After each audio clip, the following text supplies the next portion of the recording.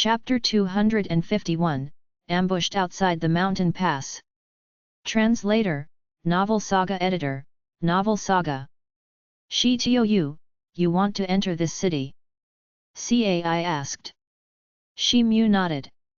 He had been roaming outside the cities for a long time. So, he needed to replenish an entire list of things. The auspicious river mountain pass was spread across a large area.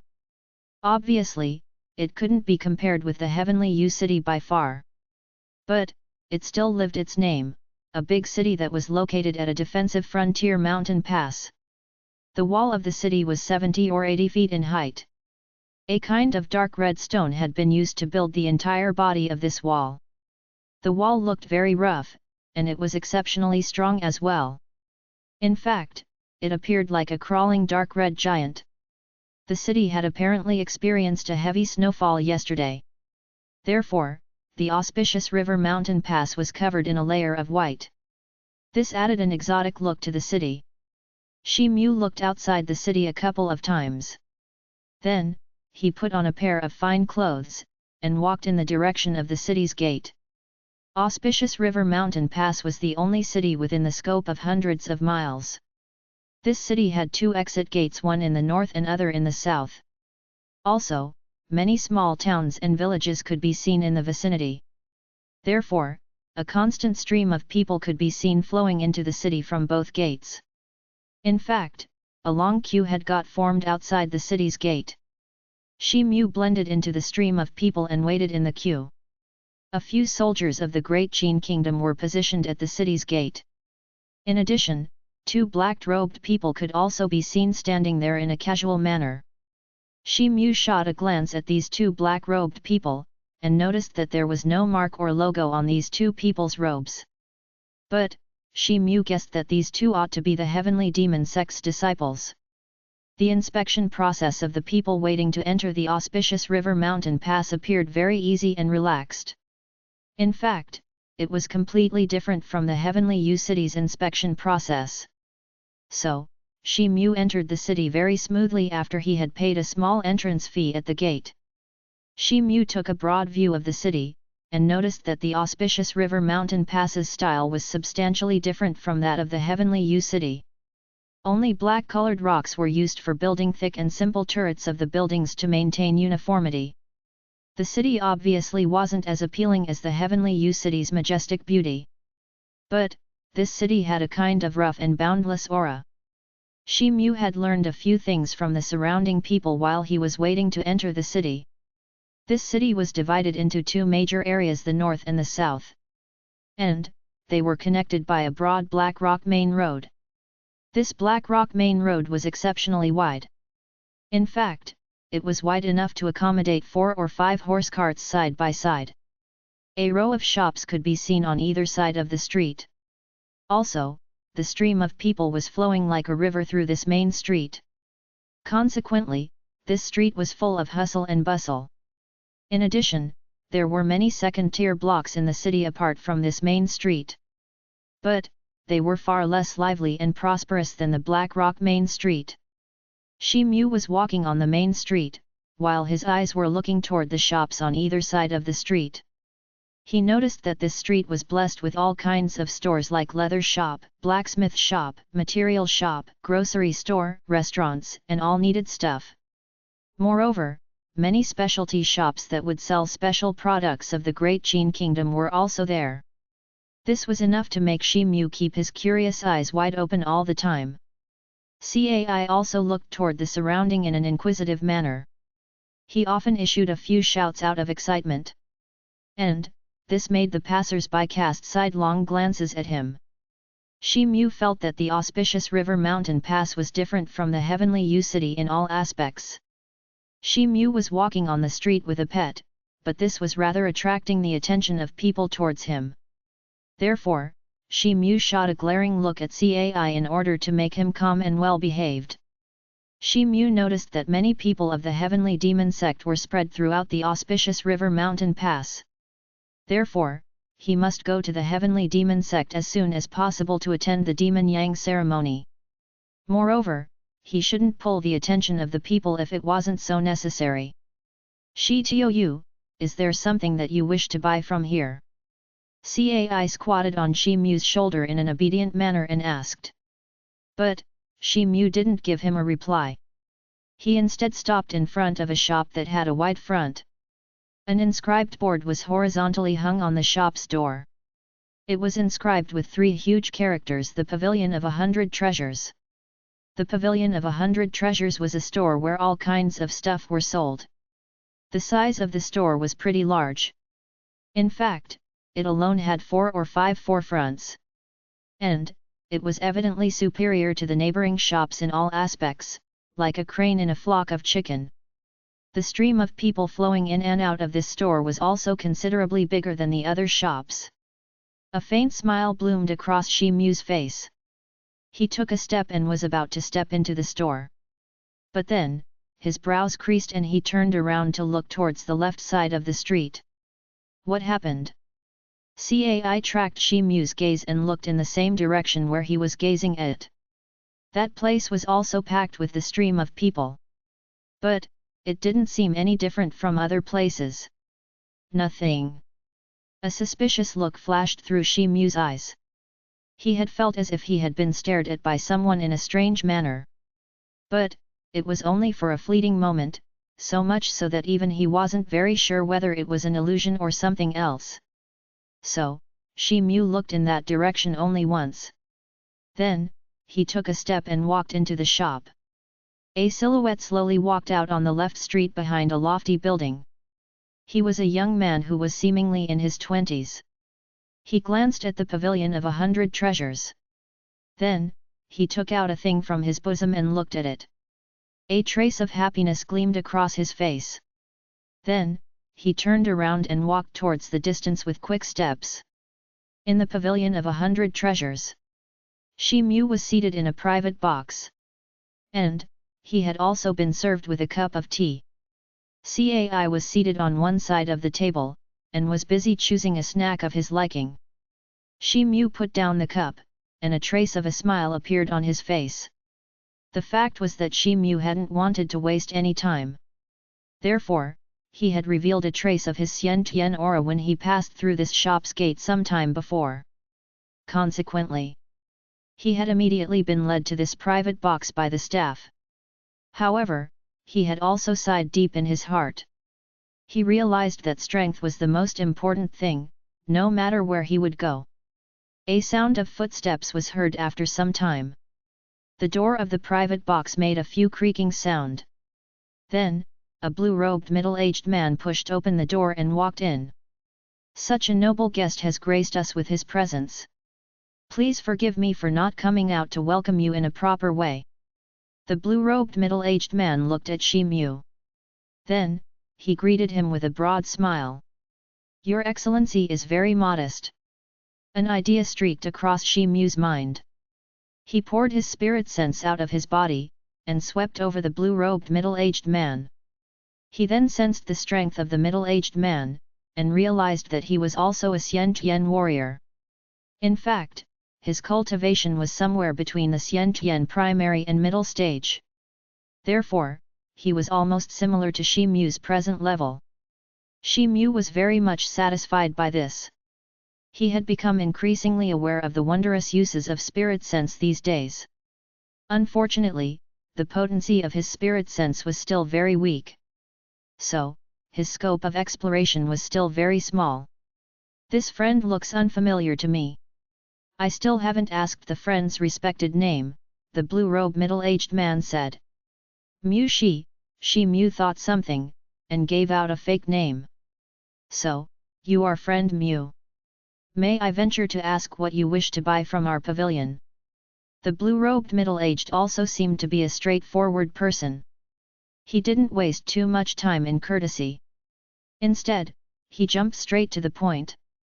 Mu wants to buy the chi of some evil spirit, the best one you have, Shi Mu replied. Shi Mu had already obtained the essence of the ape's blood. So, he only needed to obtain the chi of some evil spirit. After that, he could start the practice of the art of breeding a strong evil ape. Shi Mu had strongly felt the importance of strength in the battles these days. He had already practiced the art of breeding a heavenly elephant to its acme. So, he was more focused in enhancing his physical strength now. And, he could achieve that only by practicing the art of breeding a strong evil ape. The chi of an evil spirit. Shi Mu's words took the middle-aged man by surprise. What's wrong? Don't tell me that your noble pavilion doesn't have such thing. Shi Mu asked. Our shop naturally has the chi of an evil spirit.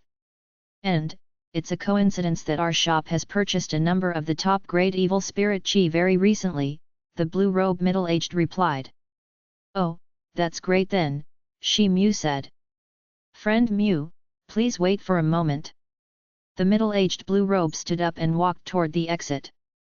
A quarter of an hour later, Shi Mu walked out of the pavilion of 100 treasures with a glittering smile across his face.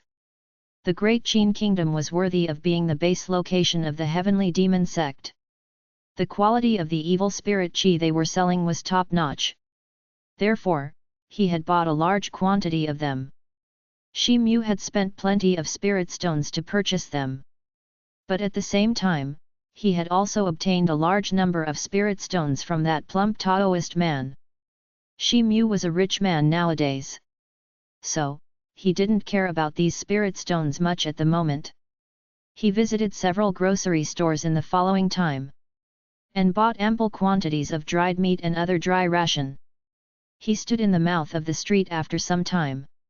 He glanced towards the surrounding. Then, he turned around and walked in the direction of the city's northern gate.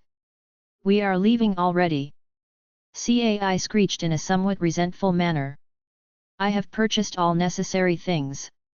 So, I don't need to stay here anymore, Shi Mu replied. But, I want to go to a restaurant to stuff my stomach with delicious foods, Cai muttered. Wait until the next city. Then, you talk about it. Shi Mu said. Shi Mu didn't know why, but he was gripped with a very restless feeling. In fact, his intuition had made him leave this city so soon. There were very few people who were departing from the city. So, Shi Mu didn't need to stand in a queue for long. Thus, he was able to leave the auspicious river mountain pass very quickly. Hoof, Shi Mu stood in a remote wilderness at the moment. He gazed towards city that was behind now, and his heart heaved a sigh of relief. Shi Tou, what's the matter? Cai asked in a strange manner. Nothing, Shi Mu replied. His sensing ability had become very keen ever since he advanced to the star rank. But, this kind of spiritual instinct wouldn't work always. This rather caused him a considerable headache. He shook his head, and was about to move forward when suddenly, a thick yellow luminescence flew over from behind at a lightning speed. Shi Mu was startled by this. He hit his foot on the ground and shifted almost 10 feet horizontally. And, he managed to evade the yellow luminescence by doing this. Bang bang bang! The yellow luminescence bombarded on the ground, and left the ground trembling by its impact. Also, a several feet large pit was blown up in the ground. The yellow luminescence dissipated and revealed the main body. It was a yellow jade scepter. A yellow light was flowing on the surface of the scepter. It was emitting bursts of intense waves of spirit power. It was surprisingly a spirit tool. Shi Mu was surprised by this. He again pointed his foot on the ground, and shot a big distance backwards. Simultaneously, he turned his hand and pulled out the black blade and the short stick. Then, he held them in his hands. Whiz whiz whiz! A large green wind blade emerged. It was followed by 10 or more wind blades that were shot directly towards Shi Mu. It seemed as if they were showering on him. Shi Mu was already in a retreating motion. So, he was unable to dodge the attack this time. He lowered his eyes and let out a low shout. Then, he wielded his short stick and a burst of white luminescence gushed out of his body. It condensed into a shell-shaped pale white light shield, and blocked in front of him. But, the pale white light shield was left shaking violently for a moment as the green wind blade smashed into it. Then, the light shield collapsed and dispersed with a loud sound. After that, a series of ping-ping sound rang out in the air. A greater part of the remaining wind blades were blocked by Shi Mu's black blade and stick. But, a few of them eventually fell on his body. However, his body was being protected by his real qi. Consequently, a massive force surged up, and forced him to withdraw a few steps in quick succession. Then, he stabilized his body and stood firm. "Boy, you are running very fast. I almost failed to catch up with you," a cold voice resounded. Shi Mu was left alarmed by the voice.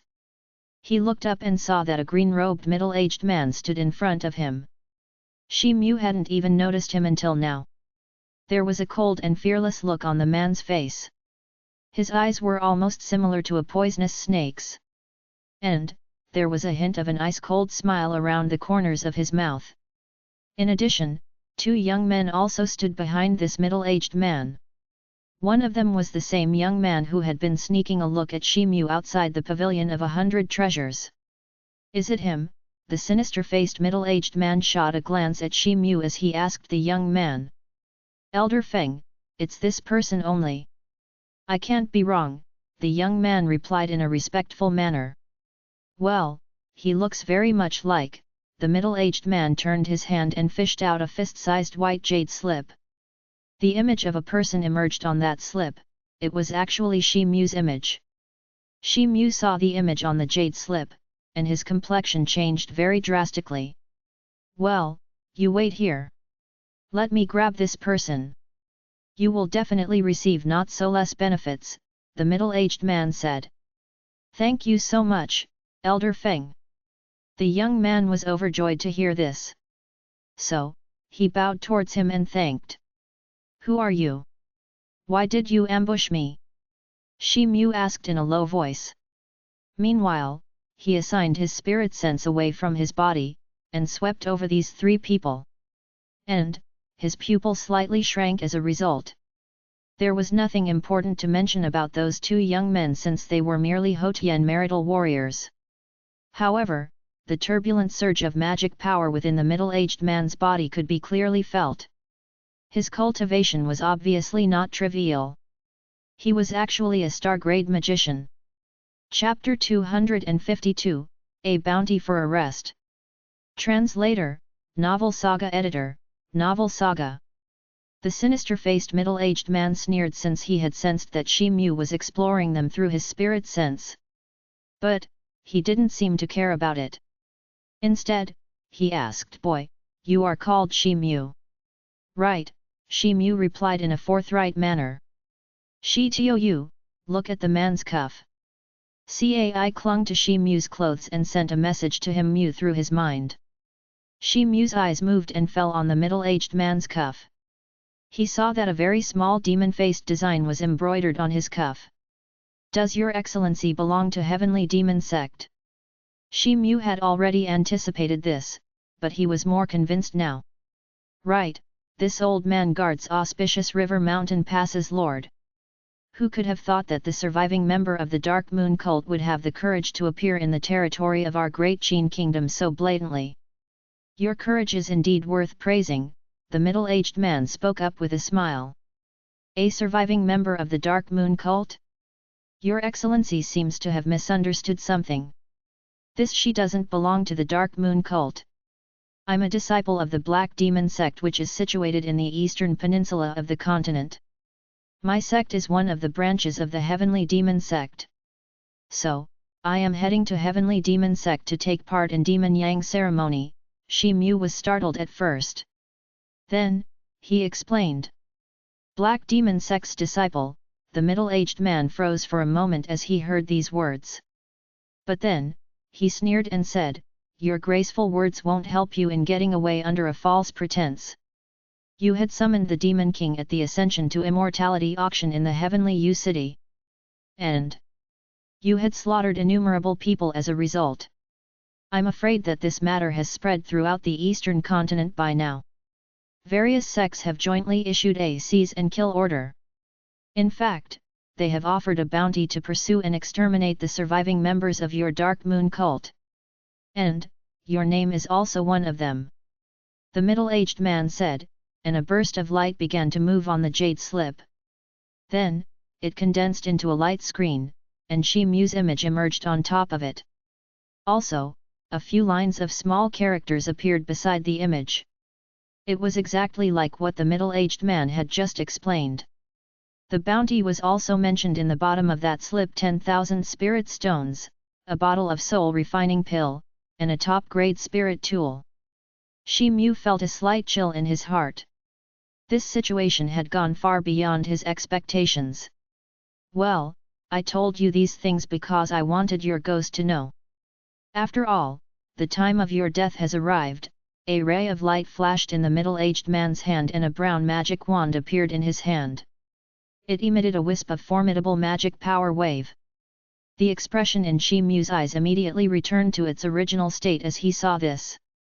He decided that he first had to deal with the immediate situation no matter what. "Cai, you go and remain in midair for a while. I can't take care of you while fighting." Shi Mu relayed this message to Cai through his mind. Cai complied with his words. He spread his wings and took off towards the sky. Boom! A burst of red luminescence emerged on Shi Mu's body. His whole body had seemingly turned into a huge mass of blazing red flame. "Oh, I hadn't thought that your martial arts cultivation would be pretty good as well, but..." A strange gleam flashed across the middle-aged man's eyes and he waved his wand. Suddenly, the ground below Shi Mu's feet quivered. Then, a large yellow luminescence darted out of the ground under his feet. It formed a brown-colored magic circle, and enveloped Shi Mu's body completely. Shi Mu's body submerged in the magic circle.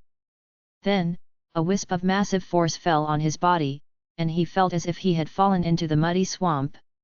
In fact, it seemed too difficult to even budge an inch. Shi Mu's complexion profoundly changed. He exerted his full might to stimulate the flow of real qi within his body. A red radiance bubbled up on the surface of his body as a result. But, it was still useless. The pressure from the radiance of the magic circle was getting increasingly bigger. In this meantime, a yellow luminescence flashed on the nearby ground, and the yellow jade scepter began to slowly emerge. "So, that's how it is." Shi Mu secretly cursed himself in his heart. The fact was that he hadn't even noticed that the middle-aged man had secretly put his plan into action a long time ago. "My yellow scepter contains the cage of hell. It's an earth-grade martial art. You can't shake it off so easily. So, just give up." The middle-aged man laughed in a strange manner. Then, the shadow of 6 stars appeared behind his head with a flash of light. Simultaneously, he mumbled something and the wand in his hand exuded magnificent yellow luminescence. Then, countless masses of yellow light emerged around Shi Mu's feeble body.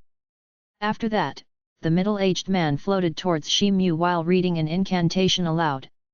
Shi Mu felt that an intense earth attribute aura had rushed forth towards him.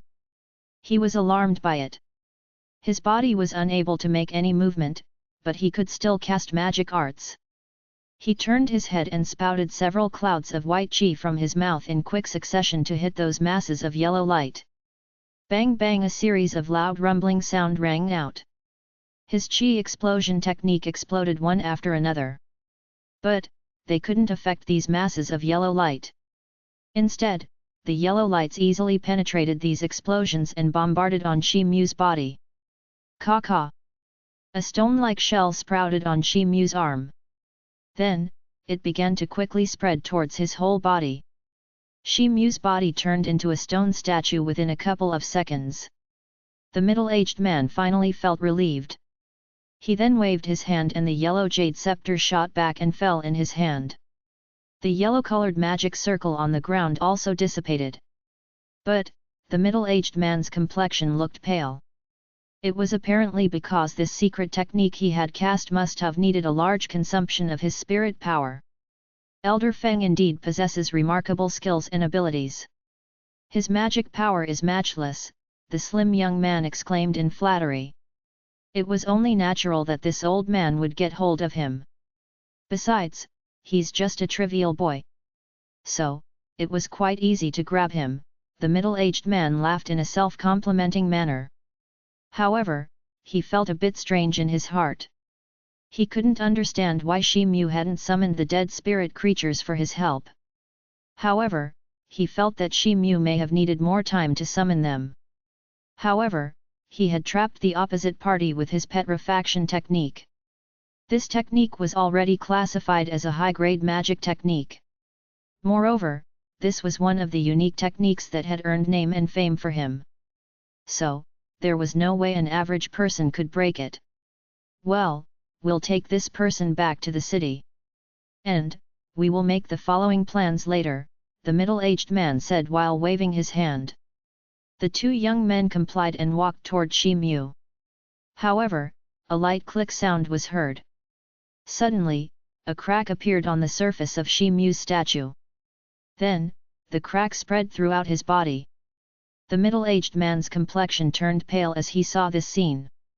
Then, the statue exploded with a loud sound bang before the middle-aged man could do something. And, fragments of stone blotted out the whole sky as they showered in all directions. Those two young disciples of the heavenly demon sect received the worst part of this explosion since their bodies were hit by numerous fragments of the statue's covering. They issued a miserable scream in agony as they were sent flying backwards by its impact. Shi Mu staggered and came out amid the shower of stone fragments. His body was covered with a layer of black scales. Ha! Shi Mu issued a loud shout, and the extended blade in his right hand exuded a burst of blazing flame. Then, he flicked his arm flick, and a half-moon-shaped blade light darted out towards the middle-aged man. Simultaneously, a golden light flashed in Shi Mu's left hand, and a golden magic charm appeared. Shi Mu had seized this magic charm from the plump Taoist man of the Transcending Heaven Immortal cult. It was a space teleportation magic charm. The quality of this magic charm was far superior to his silver-colored instant teleportation magic charm. Shi Mu pinched and crushed the golden-colored magic charm. A mass of golden light emerged and wrapped his whole body the next moment. Then, a dull thumping sound was heard.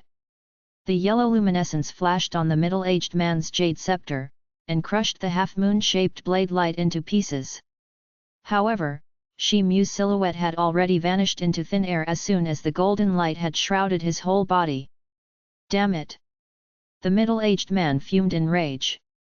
Those two young disciples struggled for some time. Then, they slowly crawled to their feet while issuing groaning sounds. However, their injuries weren't serious. The slim young man glanced at the middle-aged man, and noticed that the opposite party was blazing with a fit of anger. So, he acted tactfully, and chose to remain silent for the time being. Uncle, how did Shi Mu succeed in breaking free from your petrifaction seal by using sheer force? Also, what's with that strange appearance of his? The slim young man had remained silent, but the thin-eyebrowed young man opened his mouth and asked. The brows and eyes of this man looked slender. In fact, his appearance bore a slight resemblance to this sinister-faced middle-aged man. This should be the barbarian race's secret technique that is stemmed from the eastern barbarian wasteland. A person can seal a beast soul within his body. Then, he can make use of that beast soul's strength to strengthen his own body at the time of battles, the middle-aged man replied after a momentary hesitation. I didn't expect this person not only practice both martial and magic arts, but he's also proficient in many secret techniques. Is he genuinely a follower of the Dark Moon cult? The thin-eyebrowed young man asked. How could a handful of people dare to take shelter right under the nose of the Transcending Heaven Immortal cult if there were no such tricks in their arsenal? And, don't forget that the entire Heavenly U City had plunged into a total chaos and destruction because of them. Countless talented disciples who had gathered there to participate in the Ascension to Immortality ceremony were massacred in this disastrous incident. Many of these disciples would have become their new disciples. This loss can't be underestimated.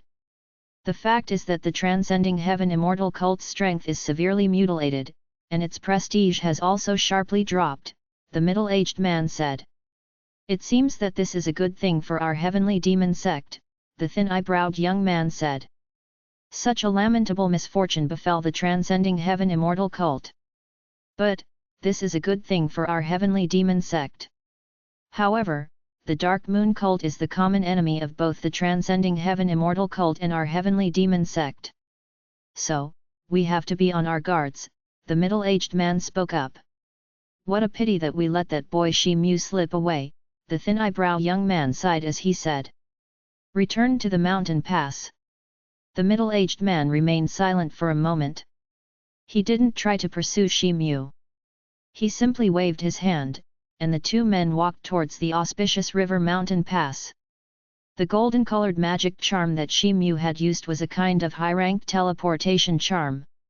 So, the range of its teleportation distance was quite large. Therefore, there would basically be no hope of find him if this middle-aged man were to attempt carrying out this task alone. 100 or more miles outside the mountain pass, a person's shadow appeared from the void with a flash. This person was Shi Mu. He looked towards the surrounding a few times, and found that this place was a desolate mountain valley. So, he heaved a sigh of relief. He then thought of something, and the snake scales on his body quickly receded as he retracted the beast mode. Then, Shi Mu stood silently in the place. The cloudy look gradually faded from his face. He hadn't expected that the Transcending Heaven Immortal cult and the Heavenly Demon sect would join hands and issue an order for his arrest. And, their collaboration had perhaps stemmed from Shi Mu's frequent meetings with Luan. Shi Mu felt that it was pointless to think about these things since the most important matter was that he hadn't gotten caught. However, this also meant that he couldn't take shelter either in the Lu Shan Kingdom or in the Great Qin Kingdom. The bounty of a spirit tool and spirit stones was too tempting. Perhaps, such an alluring bounty would have tempted many Earth-grade warriors by now. And, the most unfortunate matter was that Shi Mu's plan had been shattered in its entirety. His plan to go the heavenly demon sect to attend the Demon Yang ceremony seemed to have become a soap bubble at this time. Shi Mu let out a long sigh after a long time.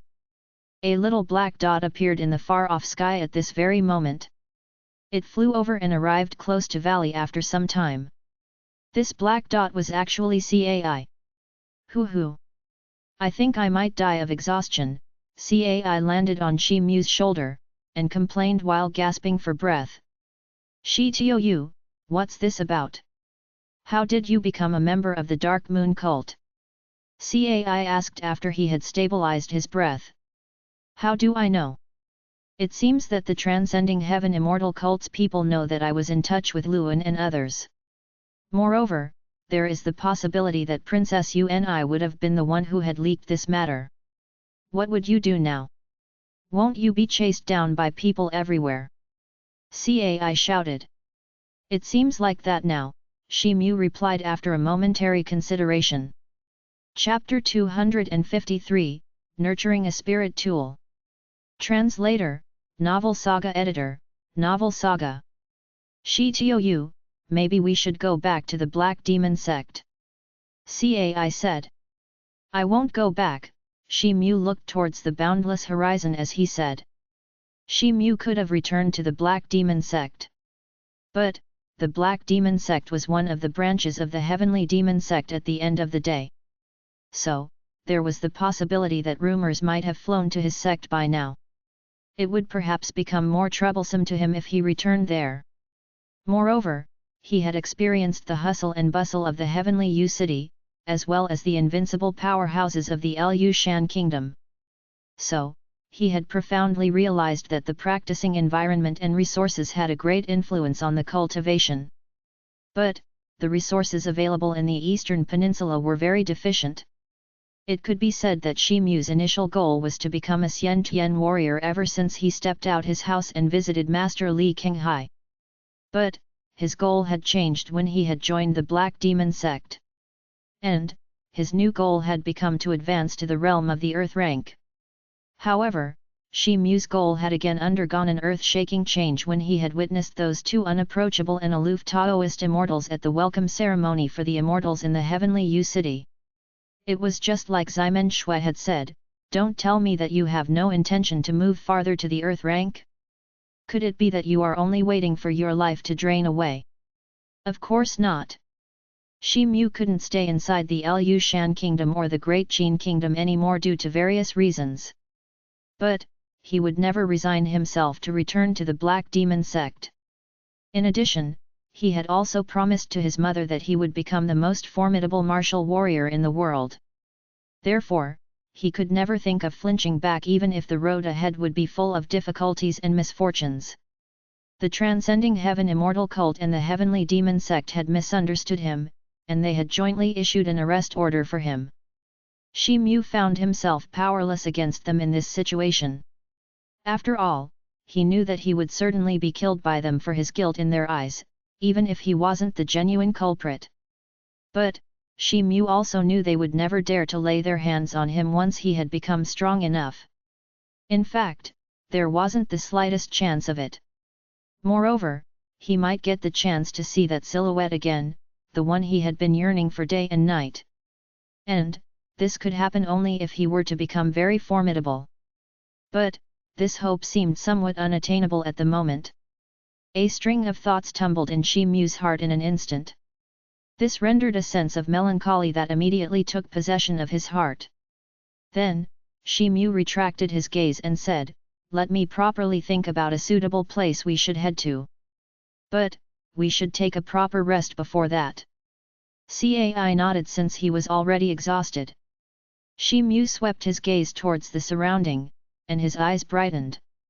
Then, his stature flashed a few times as he appeared at the foot of a hill nearby. There was a cave in front of him. But, it seemed that it could accommodate only one person.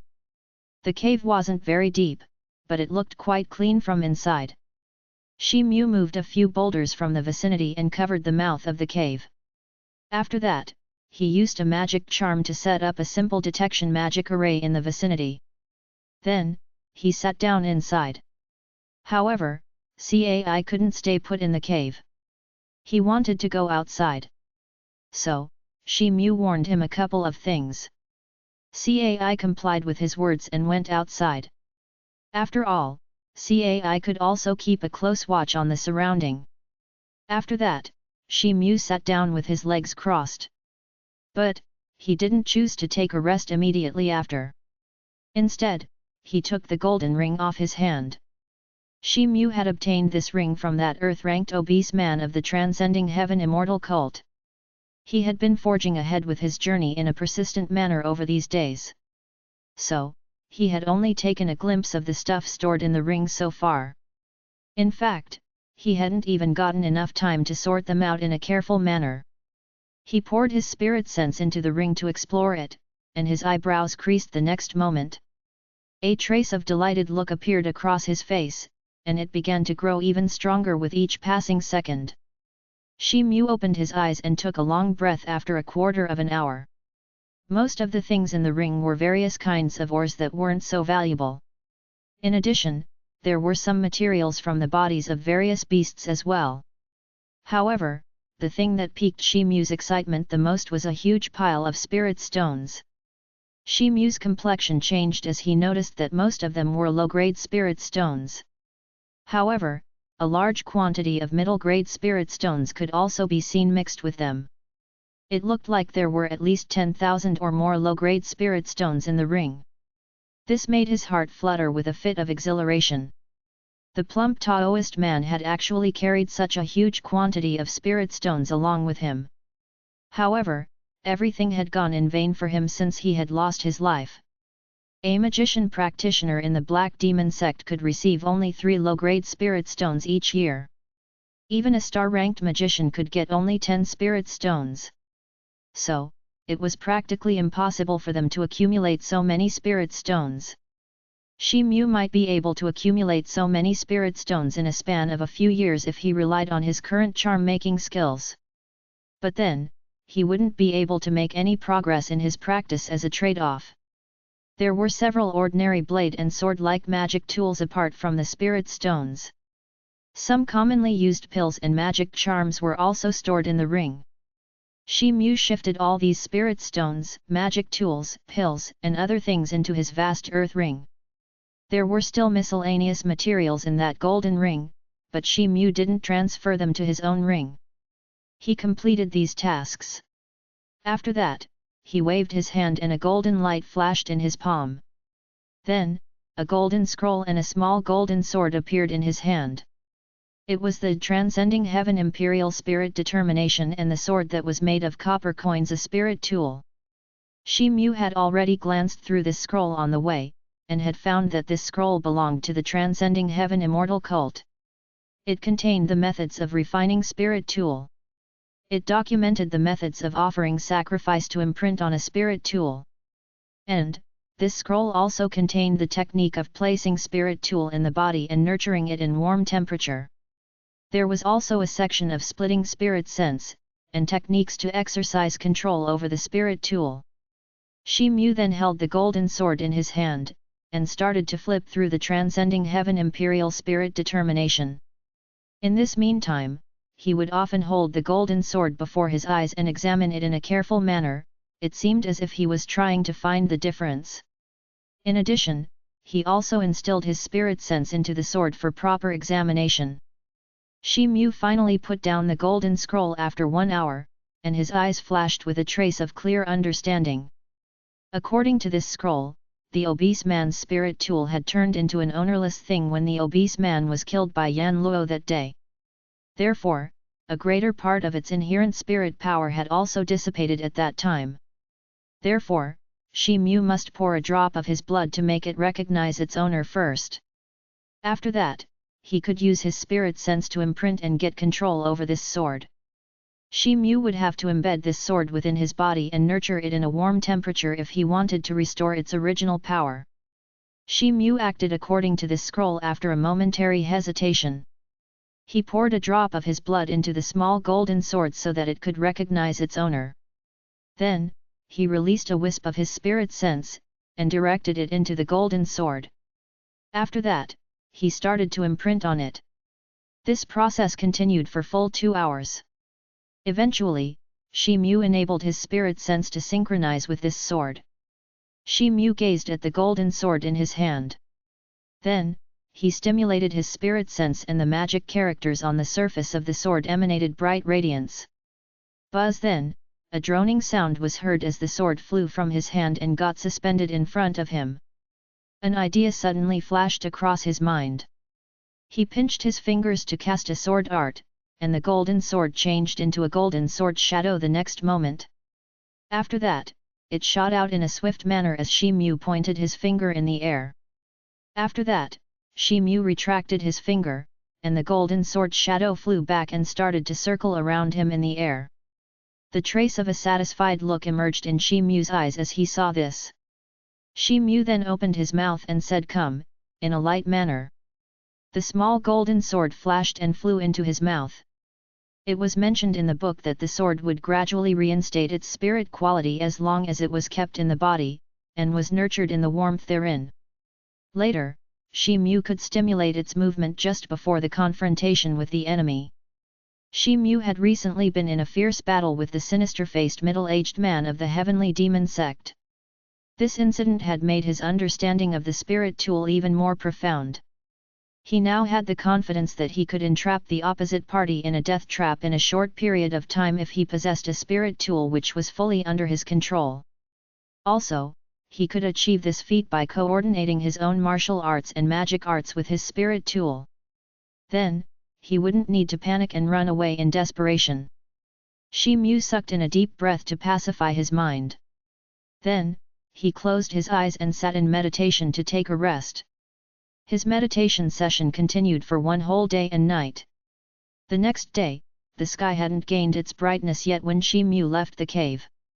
He forged ahead towards the highest nearby mountain peak at a very high speed. In fact, it seemed as if he was flying. After some time, on the summit of the mountain peak, the eastern horizon was suffused with a pale white radiance. A smear of pale red glory of the rising sun seemingly permeated the eastern sky. It rather constituted a conspicuous landscape to behold. Shi Mu soon found the highest point.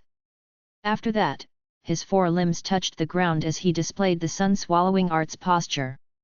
His brows creased as he looked at the bright radiance of the rising sun in the eastern horizon. The sun-swallowing art and the moon-swallowing art weren't alike. Shi Mu had been diligently practicing the sun-swallowing art in a relentless manner. And, he had been doing so ever since this art had assisted him in the coagulation of the qi embryo in his body. But, the effect had been always unsatisfactory. Also, this art never seemed to have played a substantial role in enhancing his real qi tremendously like he had expected. Shi Mu was rather puzzled deep in his heart, but he still insisted on practicing it every day. The beautiful luster of the rising sun grew even brighter in the eastern sky. Then, a fiery red sun began to rise in a slow manner. Shi Mu slipped into his dreamland at this moment. He felt as if his body and mind had suddenly become dull. And then, he was incarnated into the white ape the next moment. Shi Mu's heart thumped as he swept his gaze all around. The white ape seemed a little different than before. It was on top of a lofty mountain peak at the moment. The glaring sun hung in the horizon, and looked like a huge disk. The white ape's muscular arms lay prostrate on the ground. Then, it raised its head upward, slightly opened its mouth, and sucked in a big mouthful. The golden luminous dots began to emerge in midair as a result. Then, they began to converge along with the white ape's breathing. But, they didn't integrate into the white ape's body. Instead, they gradually converged in front of him, and took the form of a golden sun shadow. The white ape was overwhelmed with exultation. It opened its mouth, and issued a suction force. The golden sun shadow flew into its mouth as a result. However, a painful expression appeared on the white ape's face as it swallowed the golden sun shadow. The fact was that the golden sun shadow was extremely hot. The white ape felt as if it had swallowed a ball of fire. Hence, it spat it out at once. The golden sun shadow twinkled and emitted bursts of pure waves of energy. It looked exceptionally attractive. The white ape scratched its ears and cheeks in frustration. It also issued a squeaky sound a few times. Then, it reluctantly looked at the golden sun shadow that was still floating in front its body. It again opened its mouth, issued a suction force, and swallowed the golden sun shadow after a momentary hesitation. However, the white ape's face again revealed an agonizing expression when the sun shadow entered its mouth. Consequently, he again spouted it out of its mouth. However, it had managed to endure the heat for a few breaths this time. It seemed that its mouth had adapted to the sun shadow's high temperature to some extent. The white ape exhaled a few breaths from his mouth. Then, it opened his mouth, and issued a suction force once again. And, the golden sun shadow was sucked into its mouth. The ape had persisted for a long time before it spat out the shadow this time. The white ape repeated this process plenty of times. And, it eventually sucked the golden sun shadow into its mouth, and swallowed it down in one breath. The golden sun shadow immediately changed into a wisp of extremely fervent steam as it entered its body. Then, it rushed forth in his limbs and bones through his veins and arteries. And, it started to circulate in his entire body in a crazy manner. The white ape felt that the meridians in its body had begun to bulge due to extreme heat. It seemed as if its whole body was roasting in raging fire.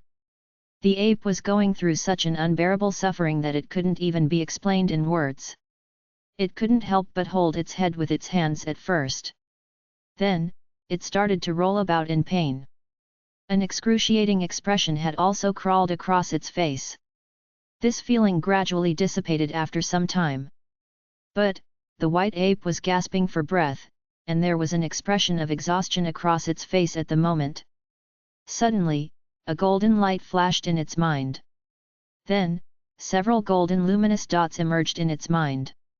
Then, they condensed and took the form of a round and golden crystal grain after a few breaths.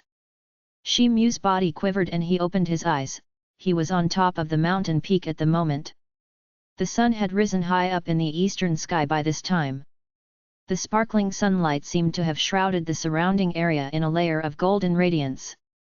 Shi Mu's brows slightly creased as he realized that he had taken a relatively longer time today than usual for practicing the sun-swallowing art in his dream. In addition, this was the first time he had made an action to devour the sun shadow. He shook his head and tried to recall his dream. Then, he used his spirit to explore inside, and his heart brimmed with happiness the next moment. He sensed that a golden crystal grain had also emerged in his mind. Chapter 254, Doubts Stemmed from the Dreams. Translator, Novel Saga Editor, Novel Saga. Shi Mu observed this golden crystal grain, and immediately realized something. He noticed that the silvery white crystal grain that he had condensed with the help of the moon-swallowing art was almost similar to this golden grain. An idea flashed across his mind, and he released a wisp of his real qi. That real qi entered his mind and touched the golden grain. Ka-cha! The golden crystal broke apart, and turned into a golden sun shadow. The golden sun shadow suddenly flashed in his mind. Then, a portion of it crumbled and changed into a wisp of pure real qi. It then passed through his meridians, and integrated into his lower abdomen. Shi Mu sensed that the real qi in his lower abdomen's qi palace had begun to rise at an astonishing speed. This feeling filled his heart with an ecstatic sensation. The golden sun shadow gradually vanished and transformed into the purest form of real qi after a few breaths. Shi Mu's real qi had escalated tremendously to such an extent that it had reached the peak of the Xiantian primary stage. In fact, he was only a step away from the Xiantian middle stage now. Shi Mu opened his eyes after a long time. However, his eyes didn't reveal the slightest hint of happiness. Instead, Shi Mu lowered his head, as if he was pondering something. It seems that I have to go to the summit of the mountain peak for practicing the sun-swallowing art in the future. Shi Mu considered about it for some time. Then, he arrived at a conclusion. A burst of wings flapping sound was heard at this moment. It was followed by Cai's silhouette that flew over from below, and landed on Shi Mu's shoulder. Shi Tou, the duration of your today's practice was a lot longer than usual. Shi Mu replied with a groaning sound, but he still looked somewhat preoccupied with his thoughts. What are you thinking about? Cai looked at him in a strange manner and asked. Shi Mu threw a glance at Cai. Then, he stood up without speaking anything. The fact was that Shi Mu was still pondering over the matters related to his dreamland. The matter of entering the dreamland had always loomed over his mind ever since he had started to practice. And, Shi Mu had become more and more skeptical with the increase in his cultivation. He had also realized that the white ape's dream was by no means a coincidence. In fact, he felt that the strange dreamland should have some connection with him. He had continually attempted to find clues since the frequency of his dreams had been increasing with the passage of time at first. He had also felt that some behaviors in his real life had the potential to trigger these dreams of the white ape. Moreover, the sun-swallowing art also fell in the same category as the moon-swallowing art. Shi Mu didn't know the concrete details and tricks of these two strange cultivation arts so far. However, he would imitate the white ape's actions whenever he'd slip into his dream. The fact was that he could easily enter the dreamland and condense a crystal grain if he sat in meditation facing the moon nowadays. Similarly, he could also sit in meditation towards the scorching sun and trigger the dream of the white ape practicing the sun-swallowing art. This would play a substantial role in enhancing his real qi to an incredible extent. He remembered that he had once incarnated into the white ape when he was in the portal of brave warriors, the secret place of the barbarian race.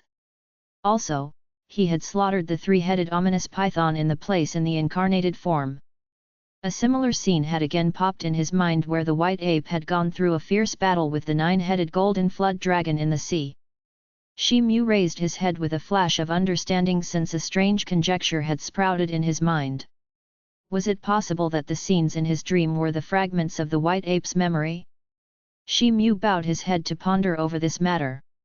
However, his eyes were gazing far into the distance. But then, why would he have these memories? Also, why was he often incarnated into the white ape? And, what could be the reason for the repetitive appearance of the white ape's shadow in his sea of consciousness?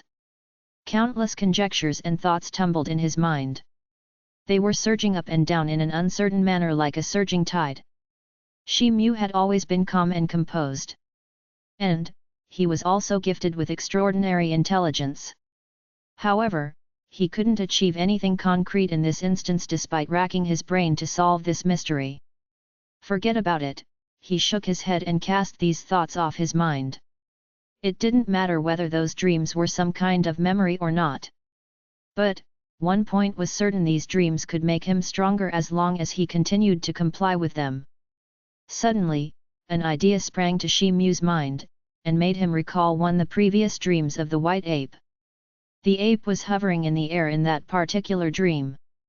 Shi Mu also recalled that there was a lofty mountain peak in that dream.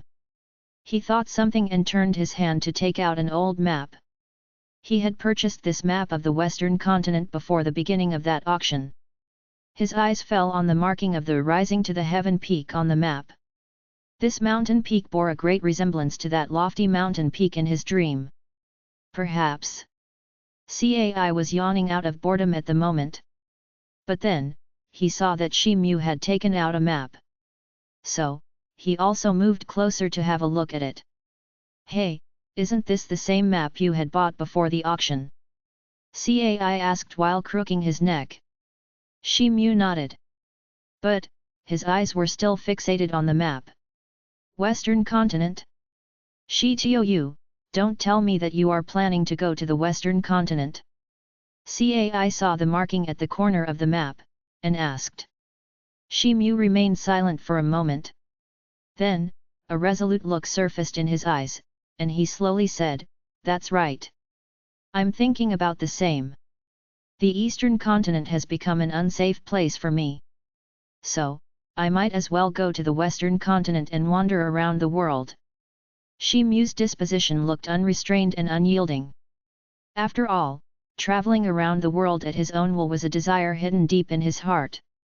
He had plenty of things to worry about in ordinary days.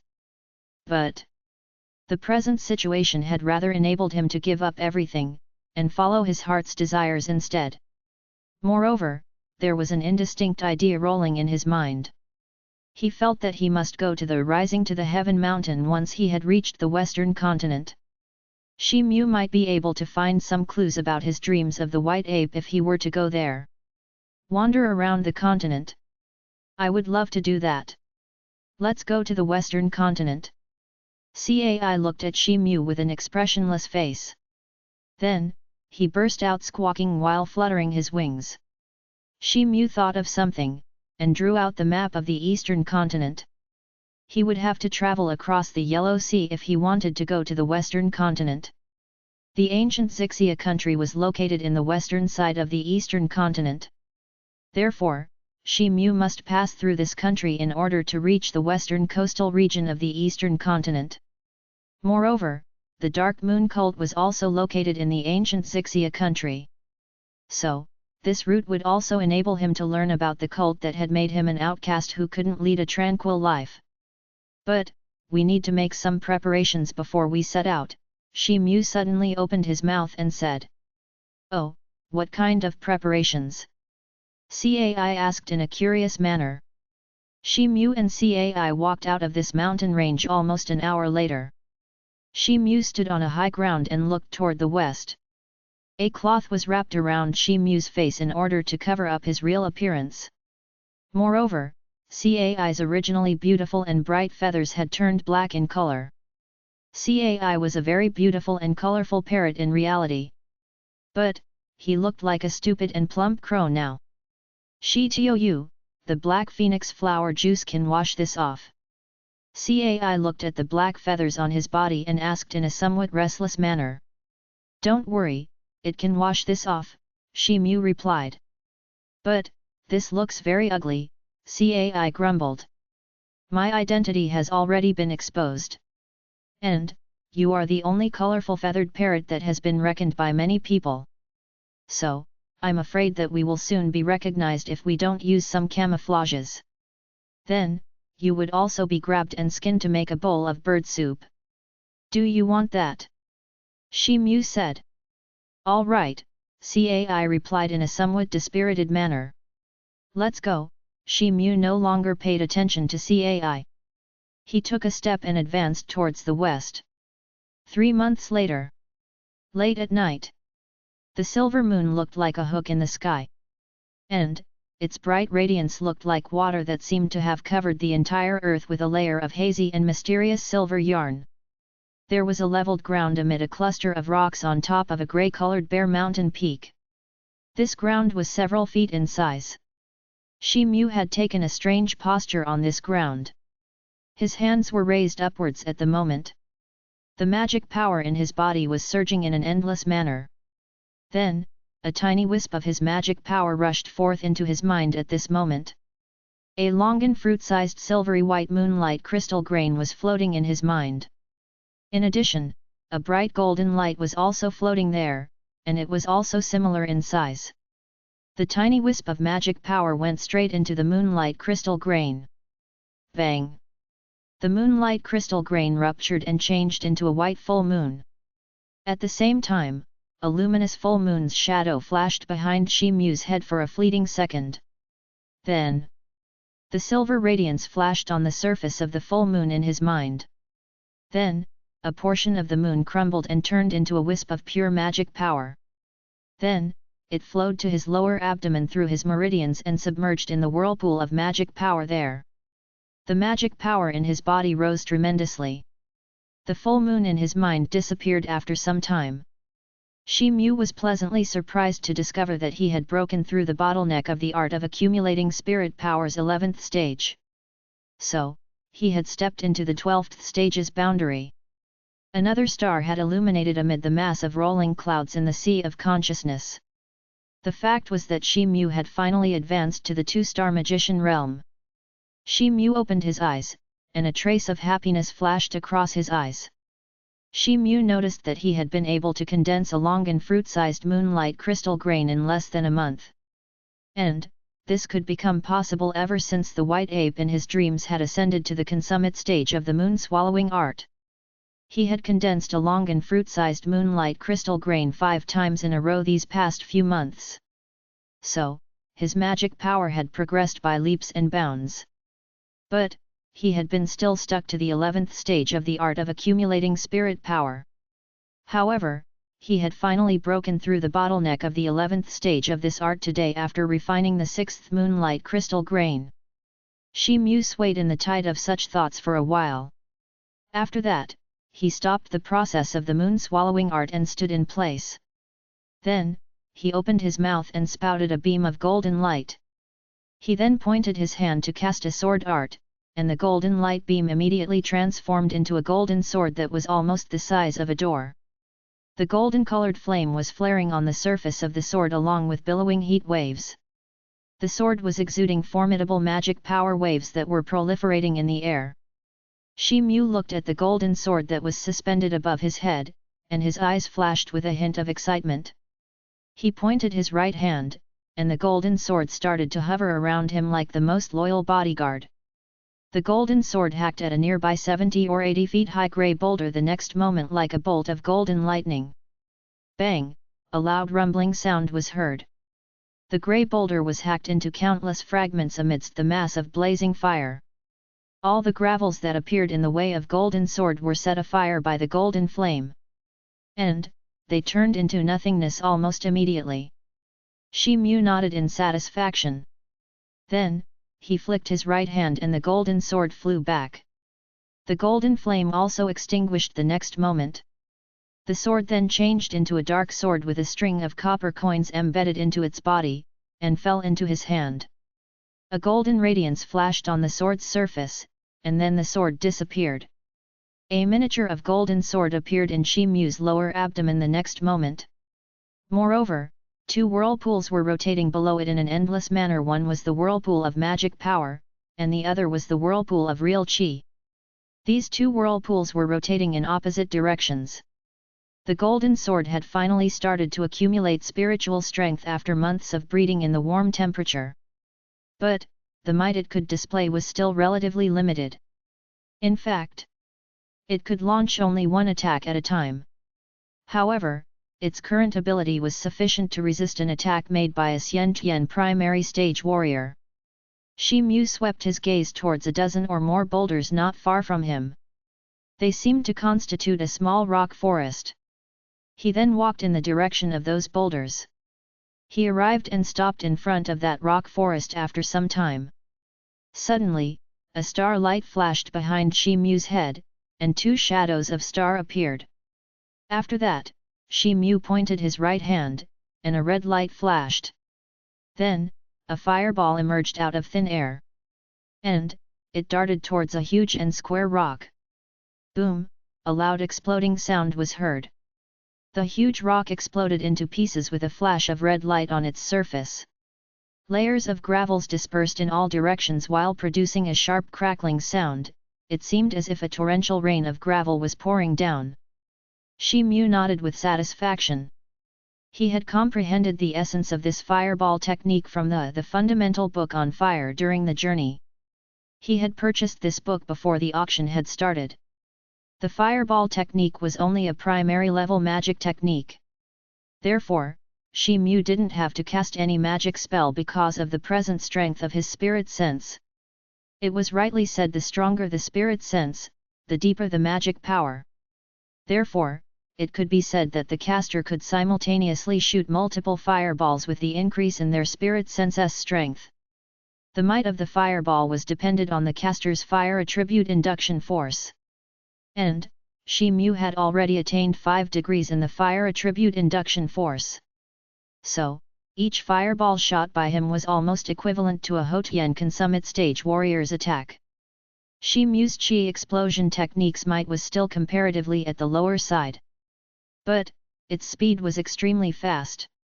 So, it could be said that each technique had its own specialty. Chapter 255, Magic Controlling Spirit Chain. Translator, Novel Saga Editor, Novel Saga. Shi Mu closed his eyes and stood completely motionless. It seemed as if he was absorbed in thought, and he appeared to be recalling something important. Some time passed. He then raised his right hand, and another mass of fireball emerged out of thin air. It then darted towards another square-shaped boulder. A burst of fluorescent radiance gushed into Shi Mu's eyes as he saw the fireball was on the verge of touching the surface of the boulder. Then, a burst of tiny and hazy fluctuation occurred in the void. After that, a long and slender invisible chain emerged. It then formed a connection between Shi Mu and the fireball. Shi Mu's mind moved, and the fireball abruptly halted in front of the boulder. It had stopped barely a foot away from the boulder.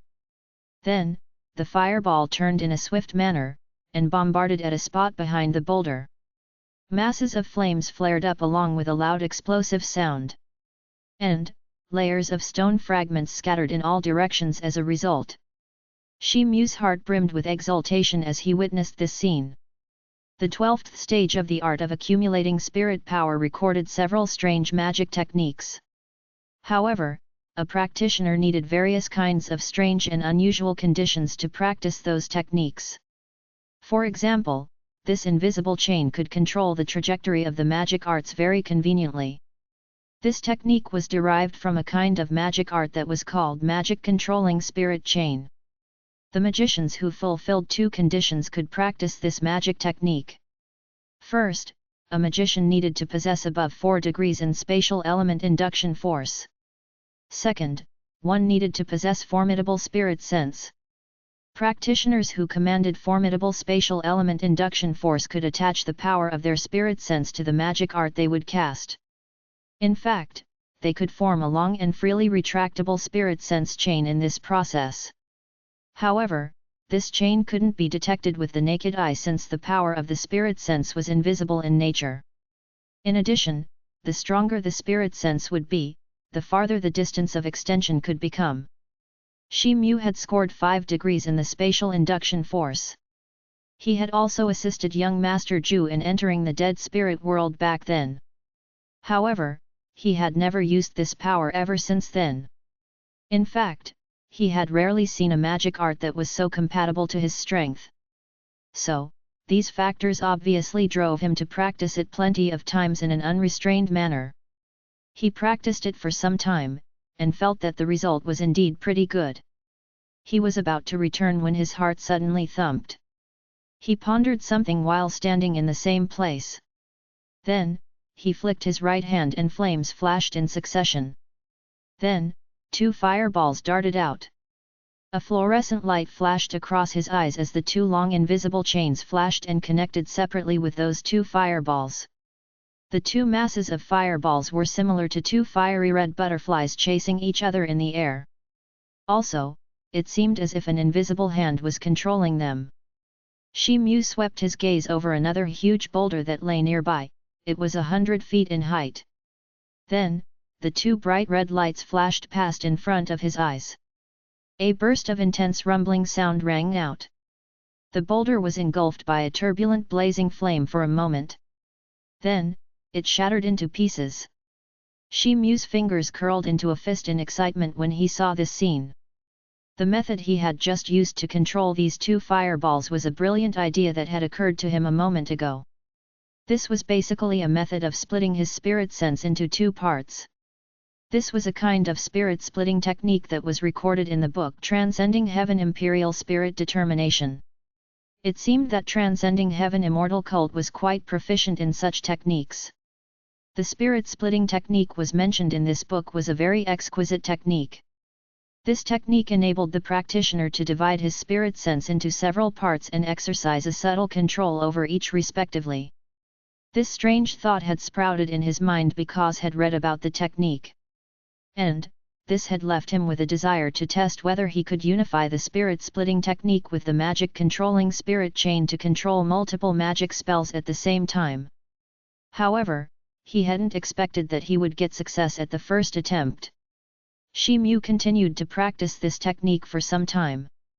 And, he eventually discovered that he could divide his spirit sense into as many as 3 parts based on the present strength of his spirit sense. This meant that he could control 3 fireballs within a radius of nearly 50 feet. He looked quite satisfied when he realized this. He then turned around and walked down the mountain. Then, he walked over to his temporary cave dwelling which was located at the bottom of this mountain. Shi Mu wanted to avoid all unnecessary troubles during his travel. Therefore, he often stimulated the Qi Cloud technique to travel along the national border of the Great Qin Kingdom and the Lu Shan Kingdom over the next few months. However, he had consumed a lot of spirit stones during this period. He had done so to replenish his magic power since he wanted to maintain rapid flying speed. But, such heavy consumption was still insignificant in his eyes since he hadn't encountered any trouble en route with the help of this strategy. He had finally arrived at the common boundary of the Lu Shan Kingdom, Great Qin Kingdom and ancient Xixia country 1 month ago. After that, he had located a mountain range with a fire reserve here. He had then set up a temporary cave house in this place after a little consideration. His intention was to undergo seclusion practice before he'd set foot in the ancient Xixia country. He had planned this because he wanted to enhance his strength. After all, the Xixia country was quite mysterious. Moreover, it was the origin place of the Dark Moon cult. So, it was always good to do little more preparation before going there. Shi Mu had now achieved the goal of breaking through the 12th stage of the art of accumulating spirit power. In addition, he had also practiced the 6th stage of the art of breeding a strong evil ape to its consummate level. But, he had missed the breakthrough of the last step of the 6th stage since it related to the body tempering process. A quarter of an hour later, Shi Mu appeared in a simple stone house that was several feet in size. There were no other basic amenities except for a stone bed. Heat waves were constantly billowing inside the cave, it seemed as if one was sitting next to the stove. In fact, an ordinary person couldn't even live in this condition.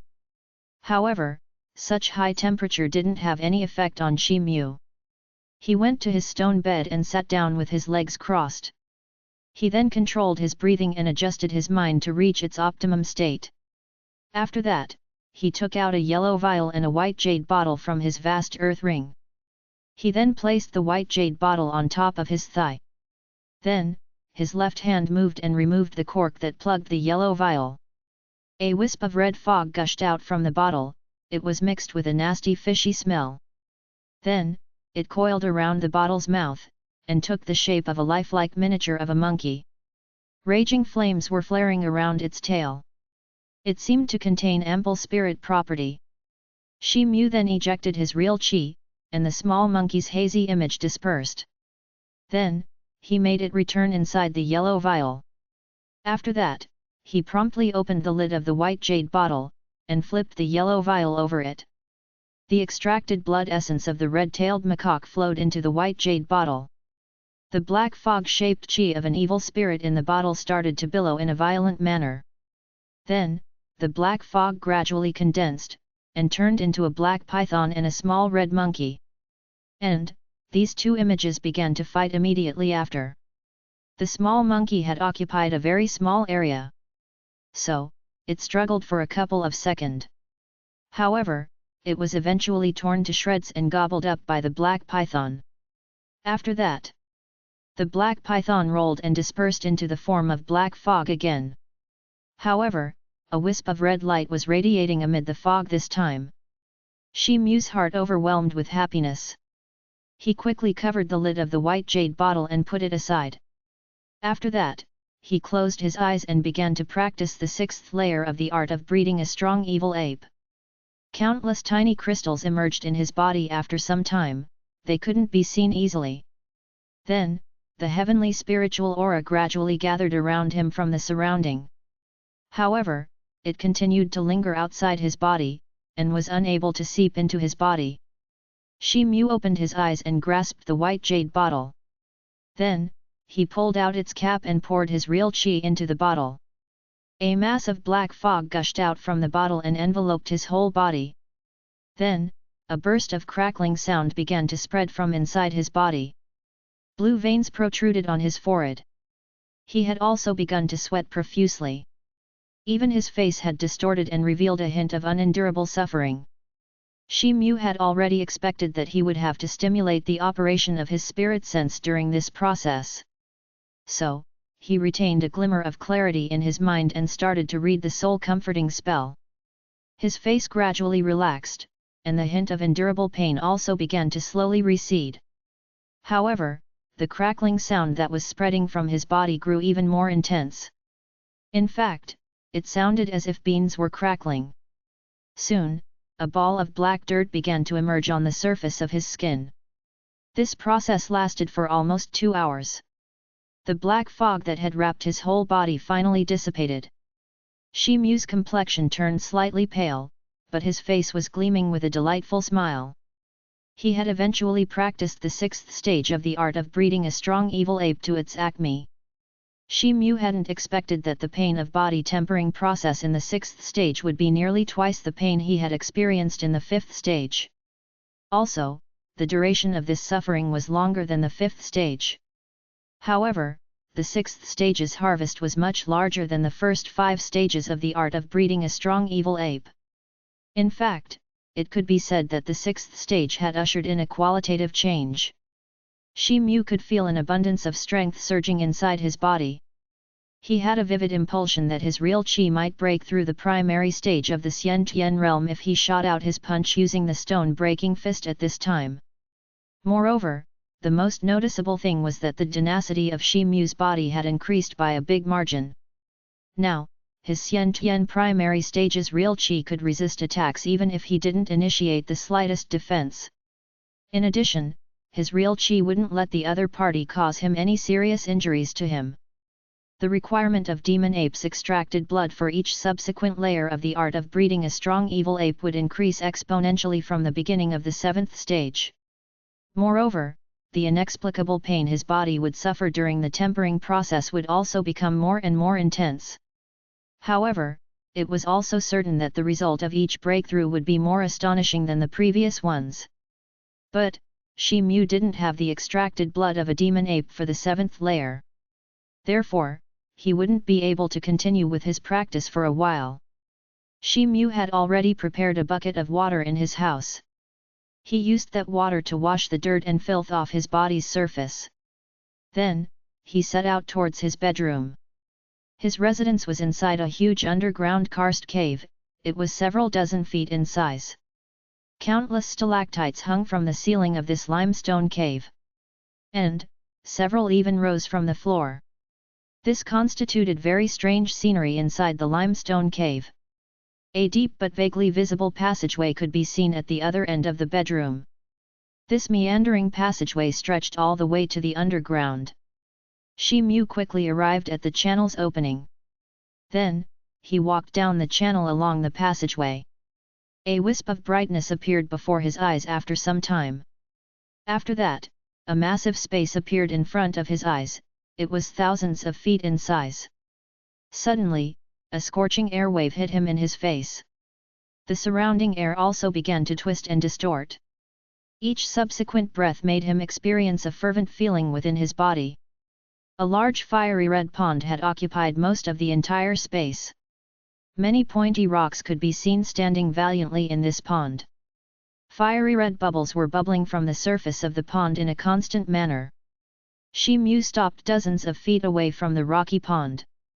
Then, he turned around and walked into a fire room through a gap in the rock wall. Shi Mu had dug out this fire room for his practice when he had found this place. The fire attribute vitality of this fiery rock pond was unusually strong. Therefore, the outcome of practicing the art of flaming red ape was a lot better here than it was in the Black Demon sect. The fire room was absolutely empty. Shi Mu walked in and sat down in the center of the room with his legs crossed. Then, he took out an all-yang pill from his storage ring and swallowed it down. There was an immensely rich fire attribute aura in the atmosphere.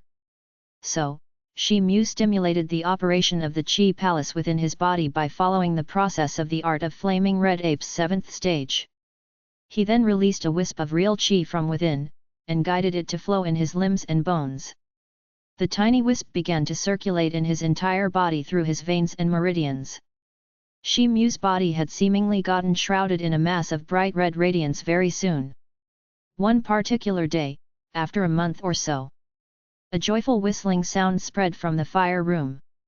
Shi Mu was in the fire room and the upper part of his body was bare. His whole body was curled up in a layer of red mist. And, his face was brimming with inexplicable excitement. The fact was that Shi Mu had finally made a breakthrough to the 7th stage of the art of flaming red ape. In fact, he had even reached the 8 stages boundary after this period of practice. And, his body's real Qi had also recorded an exponential growth as a result. This signified that Shi Mu had finally stepped into the Xian Tian middle stage. Moreover, his fire attribute element induction force had also escalated by a great extent. In fact, he wasn't far from reaching the 6 degrees mark now. Shi Mu had been able to practice so quickly due to the combined effect of the sun-swallowing art and the special power of this fire room. In addition, the effect of the all-yang pill was also far better than amassing yang pills. The pupils of Shi Mu's eyes congealed, it seemed as if he was pondering over something. If his assessment of the passage of time was correct, the Ascension to Immortality ceremony was about to begin in the Heavenly U City. Chapter 256, Renouncing the Selection to Immortality. Translator, Novel Saga Editor, Novel Saga. In the Heavenly U City, at Transcending Heaven Immortal Cult's Seclusion Branch. It was evening. The widespread glory of the setting sun seemed to be rolling in the sky like gorgeous red clouds. A few wisps of light often fell from this red cloud-like afterglow on a small hill. This small hill was 1,000 or more feet in height. In addition, the surrounding buildings appeared to be shrouded in a layer of pale golden afterglow. A large white jade public square could be seen somewhere in the center of the crowd of surrounding buildings. The faint white fog was floating on the ground of the public square. It seemed as if the square was standing on the clouds. There was a gigantic white jade platform in the center of the public square. It looked resplendent in the golden and bluish-green brilliance. The surface of the platform was engraved with 3 big characters: Ascension to Immortality Platform. These characters were emanating intermittent bursts of white rays of light. 6 people stood on this white jade platform at this time, 3 men and 3 women. These 6 people weren't very old. And, each had a graceful bearing that was adding charm to their splendor. The girl who stood in the middle was clad in snow-white clothes.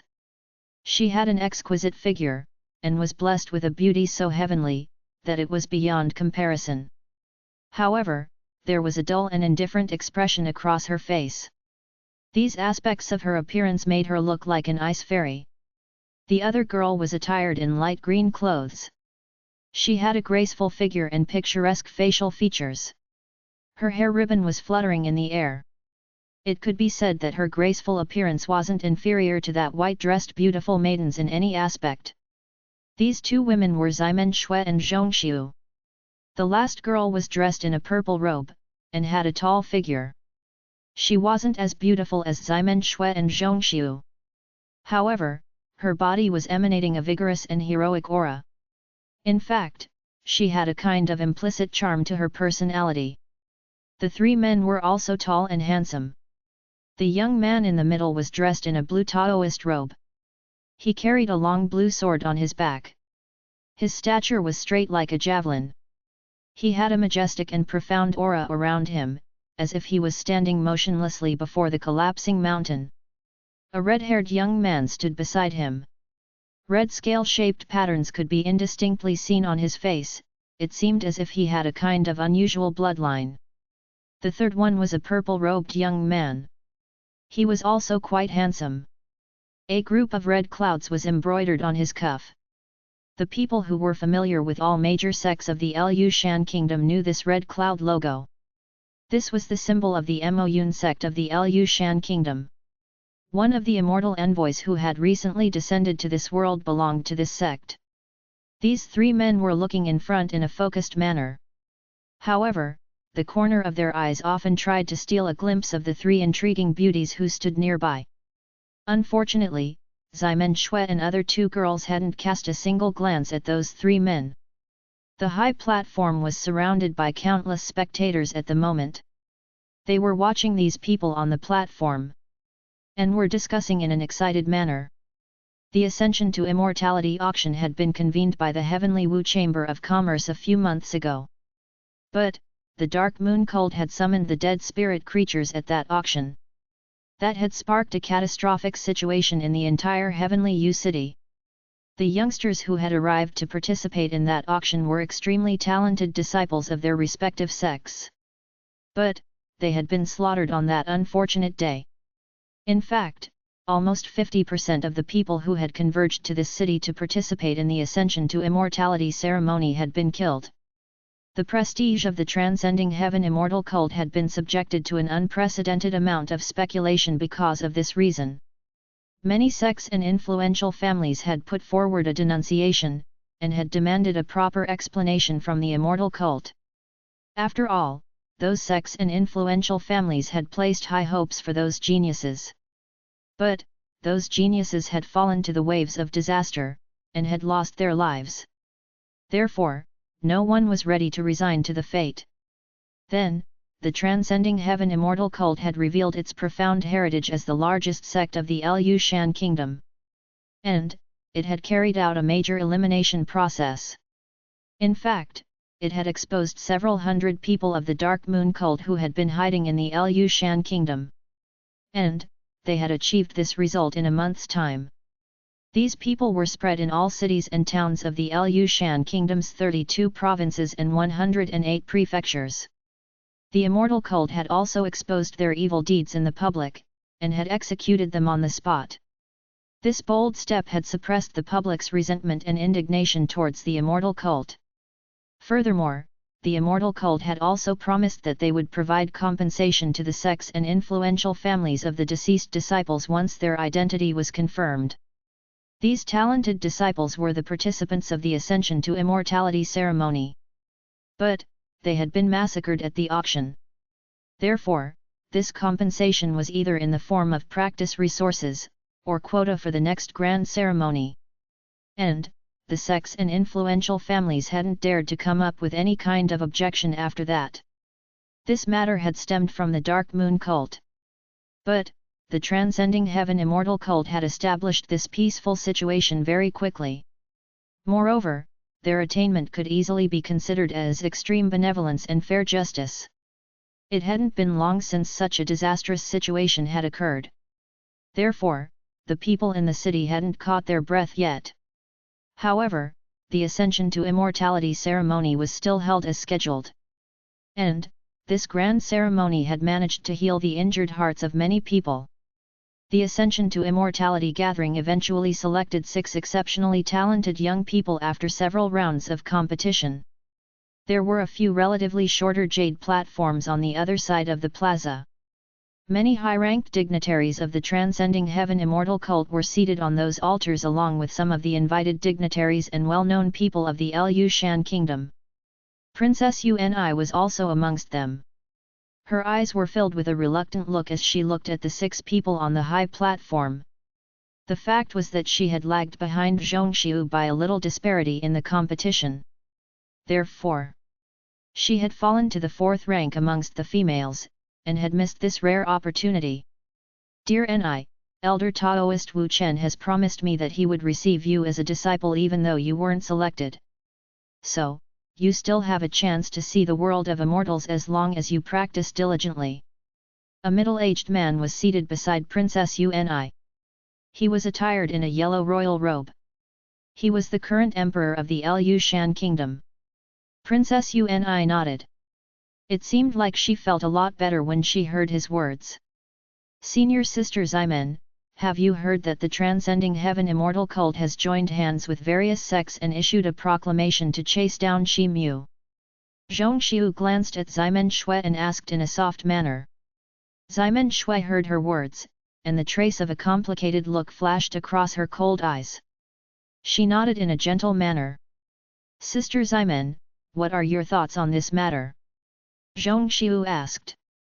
I wasn't present at the scene when the Dark Moon Evil cult had summoned those strange dead spirit creatures and executed that widespread massacre at the auction. So, I don't know why he has been involved in this matter. However, it may be assumed that there must be something fishy since the Transcending Heaven Immortal cult has personally issued this written order, Ximen Shui replied. All of us hail from the 7 great sects of the 3 kingdoms. Do you genuinely believe that Brother Shi can have some association with that cult? Zhongxiu's tone gradually became cold. Ximenxiu's elegant eyebrows creased as she looked at Zhongxiu. Zhongxiu also looked back at her. Zhongxiu's elegant eyes were smeared with the trace of a resentful look at the moment. I have already said that I wasn't present at the scene that day. So, the fact is that I'm in no position to pass a judgment. Besides, I would like to offer you a piece of advice. You and I have been selected. So, don't let these disturbing thoughts distract you. You also won't like delays in your immortal practice. Ximen Shui's eyes flashed as she turned her head towards Zhongxiu and said. Thank you for your advice. Zhongxiu also recovered her gaze as she saw this. A blue Taoist robed silhouette slowly flew over from afar at this moment. He floated and landed in front of these 6 people, it seemed as if he had a boneless body. This silhouette had white hair, and a childlike face. He held a snow-white horsetail whisk in his hands. This man was the head of the Transcending Heaven Immortal cult Elder Taoist Wu Chen. The surrounding people's discussion came to an abrupt end when they saw this. Everyone's gaze simultaneously shifted towards Elder Taoist Wu Chen. Their eyes were filled with the hint of a reverent expression. Ladies and gentlemen, the Ascension to Immortality ceremony will come to an end today. These 6 people are exceptionally talented. They will forge ahead on the path of obtaining immortality. They truly deserve a gratifying congratulations. The elder Taoist Wu Chen glanced at the 6 people who stood behind him as he said. His voice had barely faded when a cheering sound erupted in the vicinity of the platform. That calamity had caused widespread damages to thousands of people in the Heavenly U City 6 months ago. Something like that can't be tolerated. This old man hereby pledges to spare no effort to pursue and exterminate those remaining savages of the Dark Moon Evil cult. I will also make sure to wipe out all the disciples of that evil cult, and bring a peaceful and quiet situation in the world. Elder Taoist Wu Chen's complexion looked solemn as he said, his sonorous and powerful words resounded in the square. The surrounding people were the residents of the Heavenly U City. And, these people were still in the grip of lingering fear from that catastrophe. So, they burst into applause as they heard these consoling words. Consequently, the atmosphere of the public square was pushed to the pinnacle. You people will proceed with this old man towards the immortal cult's main altar after some time. You will take a bath there to worship our three venerated gods. After that, you will be granted transcending immortal technique, and sent to the immortal palace of seclusion for seclusion practice. Then, you people would ascend to the immortal world in time, and bless our Lu Shan kingdom's people with happiness. Elder Taoist Wu Chen turned around towards Ximen Shui and the other people as he said. Yes, Ximen Shui and others brimmed with excitement, and replied in unison. Elder Taoist Wu Chen, please wait a moment. Suddenly, a not-so-harmonious voice resounded. This was Zhong Xiu's voice. Elder Taoist Wu Chen was startled. He shifted his gaze to see Zhong Xiu. Fellow Zhong Xiu, it seems that you have something to ask. Feel free to ask anything, Elder Taoist Wu Chen said in a gentle manner. Respected Elder Taoist Wu Chen, this little girl could get selected because of pure luck. Princess Uni is obviously far better than me in terms of intelligence and qualifications, Zhong Xiu said. Fellow Zhong Xiu, what do you want to say? Elder Taoist Wu Chen's white eyebrows moved as he asked. I have thought about it over and over, but I still feel ashamed. Therefore, I have decided to renounce my rank for the ascension to immortality, Zhong Xiu announced. Her words had barely faded when an uproar sparked in the plaza. It seemed as if a frying pan had been opened. I didn't hear wrong, did I? She said that she wants to renounce her rank for ascension to immortality. This. I have never heard of such a situation. The selection for ascension to immortality ceremony was considered very precious. The talented disciples of various sects and factions had never hesitated to go through bruises and bleeding every time the grand ceremony was held. They would rather exert their full strength to obtain this qualification. After all, they might ascend to the immortal rank if they obtained this merit. Then, they could obtain the godlike longevity, and a splendor that could match the sun and the moon. This would be a kind of special glory. Therefore, a person would never think of renouncing this privilege if they had received it. Even Elder Taoist Wu Chen was surprised to hear Zhong Xiu's such words. So, he remained silent for a moment. Such a situation had never arisen in the long history of the Ascension to Immortality ceremony. The other 5 people who stood along with Zhong Xiu also wore an unbelievable expression on their faces. They looked at Zhong Xiu in a manner that made it seem as if they were looking at a fool. Ximen Shui's beautiful eyes also glimmered with the hint of a strange expression. Princess Uni was on the other high platform. She covered her mouth with her hand as she looked at Zhong Xiu with inexplicable amazement. Fellow Zhong Xiu, have you considered this matter carefully? Don't be impulsive. The path to immortality is very difficult to seek. It's not a trifling matter, Elder Taoist Wu Chen looked at Zhong Xiu and asked in a slow manner. I have already considered this matter in a very careful manner before I decided to renounce it. So, I request Elder Taoist Wu Chen to bestow this qualification upon Princess Uni, Zhong Xiu replied in a resolute tone. The surrounding people's discussion began to intensify in the public square. And, it gradually took the form of a tumultuous situation. Silence. Elder Taoist Wu Chen's brows plunged into a frown. He waved his hand and said in a sinking sound.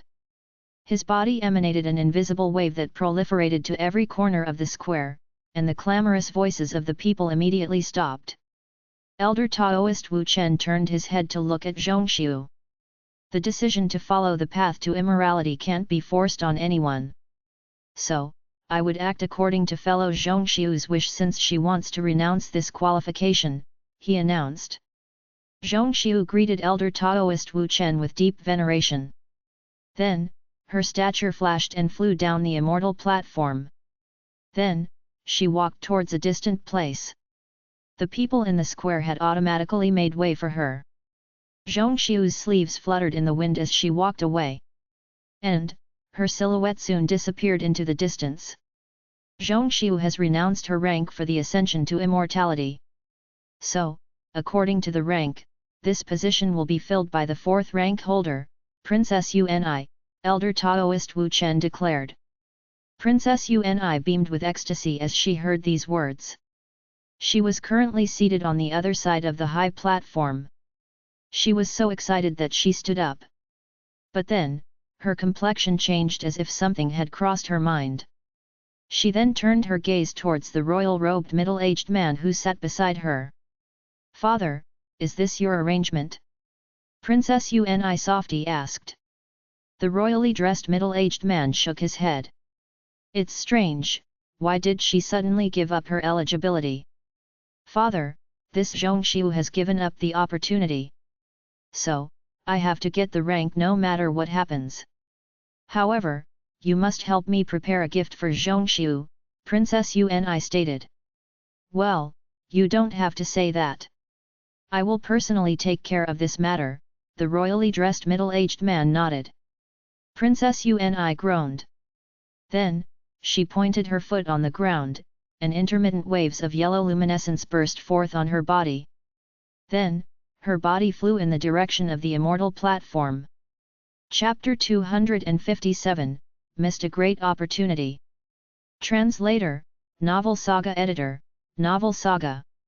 Half a day later, Zhongxiu was in a guest house somewhere in the city. She packed her luggage in a small cloth bag. After that, she fished out a red spirit stone and kept it close to her body after a momentary consideration. Then, she carried the small cloth bag on her back, and walked towards the exit. A middle-aged man stood in the small courtyard of this guest house.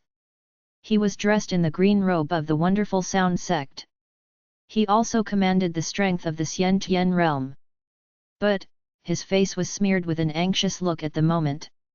He hurried forward to meet Zhongxiu when he saw her walking out. "Sister, why did you suddenly renounce the rank for the ascension to immortality? Such opportunity shows up once in a blue moon." "Ah," the green-robed middle-aged man said. "Senior brother, what's done is done. So, talking about this topic won't fetch any result now," Zhongxiu flashed a faint smile as she replied. The middle-aged man was about to speak a couple of things in justification when a person's silhouette suddenly flashed.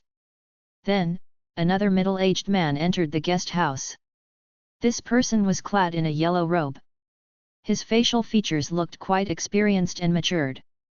The sleeve of his left arm was empty, as if his arm had been cut off. This person was the same earth-ranked bodyguard who had accompanied Princess Uni to the auction that day.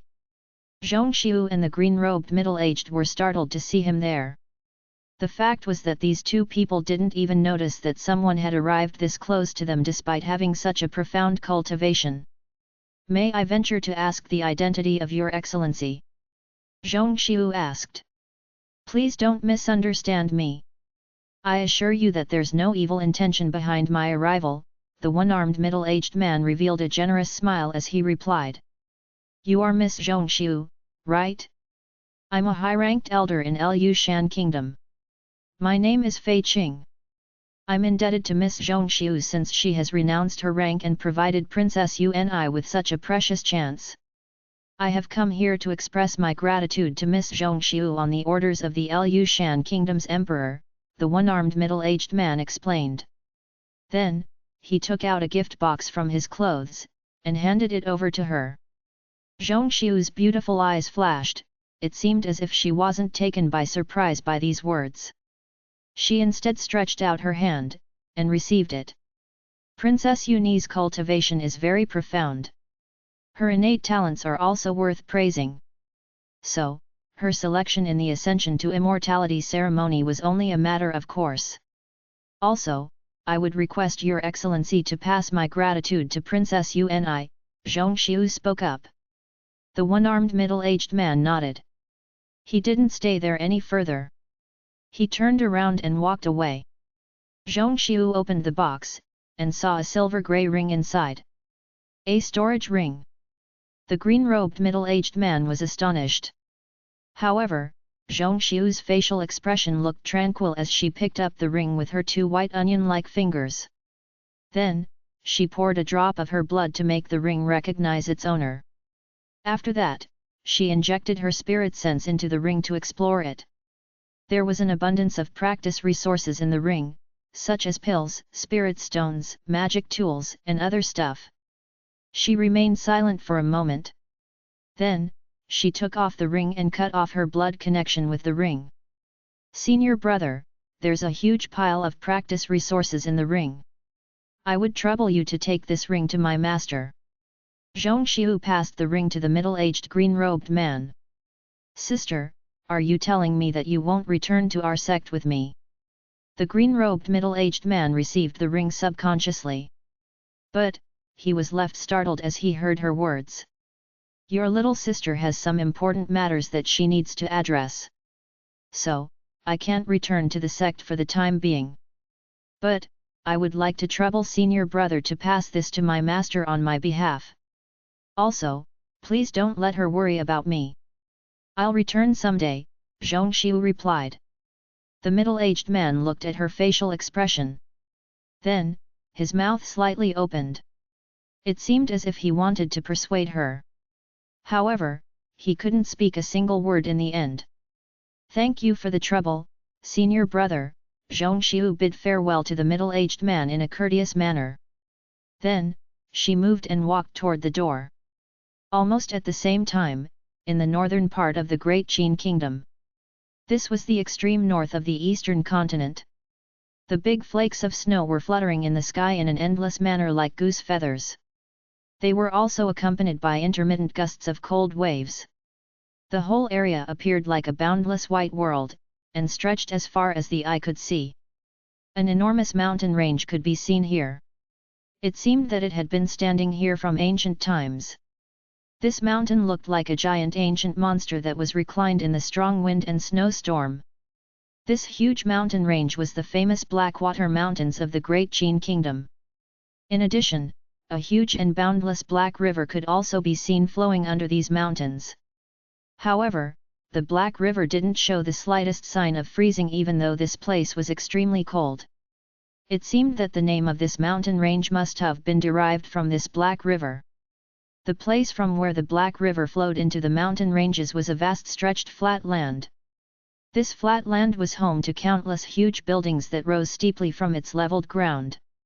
One of the most gigantic one of them was a majestic tower that stood tall and erect. In fact, it seemed as if it was piercing the sky. The tower was thousands of feet in height. It wasn't inferior to the surrounding sky-soaring great peaks in any respect. This majestic tower stood aloft like a giant monster in the midst of sharp knives-like wind and blizzard-like snowstorm. The panoramic view of this place made it look like a land of snow and ice that had existed here for thousands of years. The peak of this lofty tower was emitting a dazzling red light. It seemed as if the sun had been suspended on the top of the tower. This lofty tower and several surrounding buildings below were brightly illuminated by this light. Countless people could be indistinctly seen crossing the river. This place was the main altar of the heavenly demon sect. Thousands of people had gathered in a huge palace here at the moment. Also, a huge sacrificial altar could be seen in the center of the main hall. A blazing black flame was ignited on the top of this altar. The statue of a black man stood erect in the center of this sacrificial altar. The statue had a black face, and a demon-like horn. It held a trident in its hand.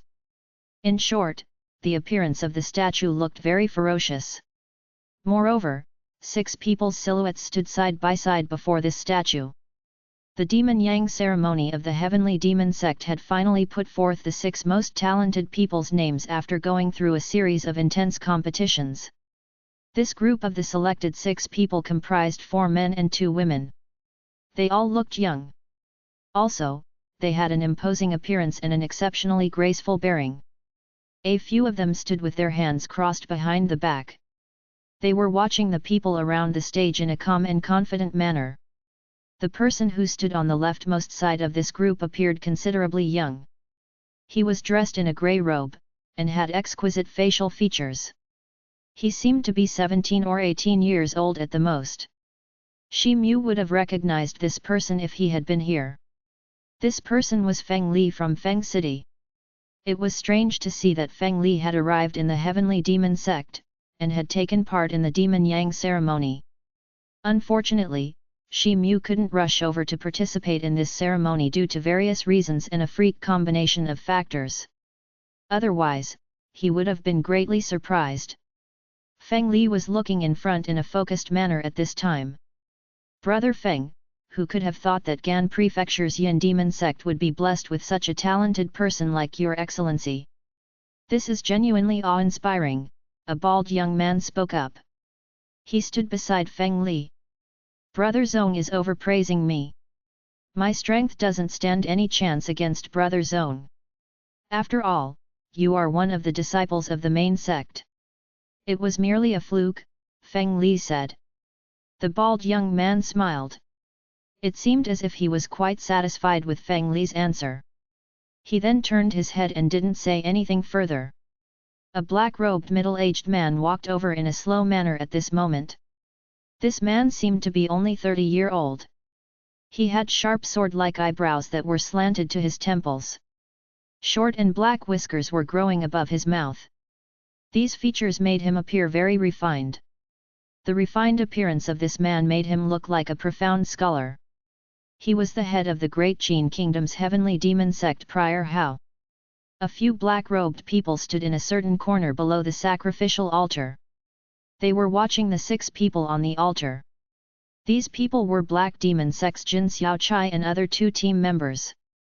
There was very faint aura around Mo Ning's body at the moment. He had advanced to the Xiantian primary stage by now. An envious look crawled across his face as he watched the 6 people on the altar. Bai Shuixiu stood next to him. But, she was still in the realm of the spirit-ranked magician. So, her facial expression looked relatively calm. The Demon Yang ceremony hadn't declared the desirable limitation of the participants' cultivation. Instead, they seemed to have given more consideration to the age and qualifications of the participants. And, the final selection was made based on the comprehensive ranking that was obtained with the help of a certain conversion rule. Mo Ning and Bai Shuixiu had eventually failed to enter the selection list.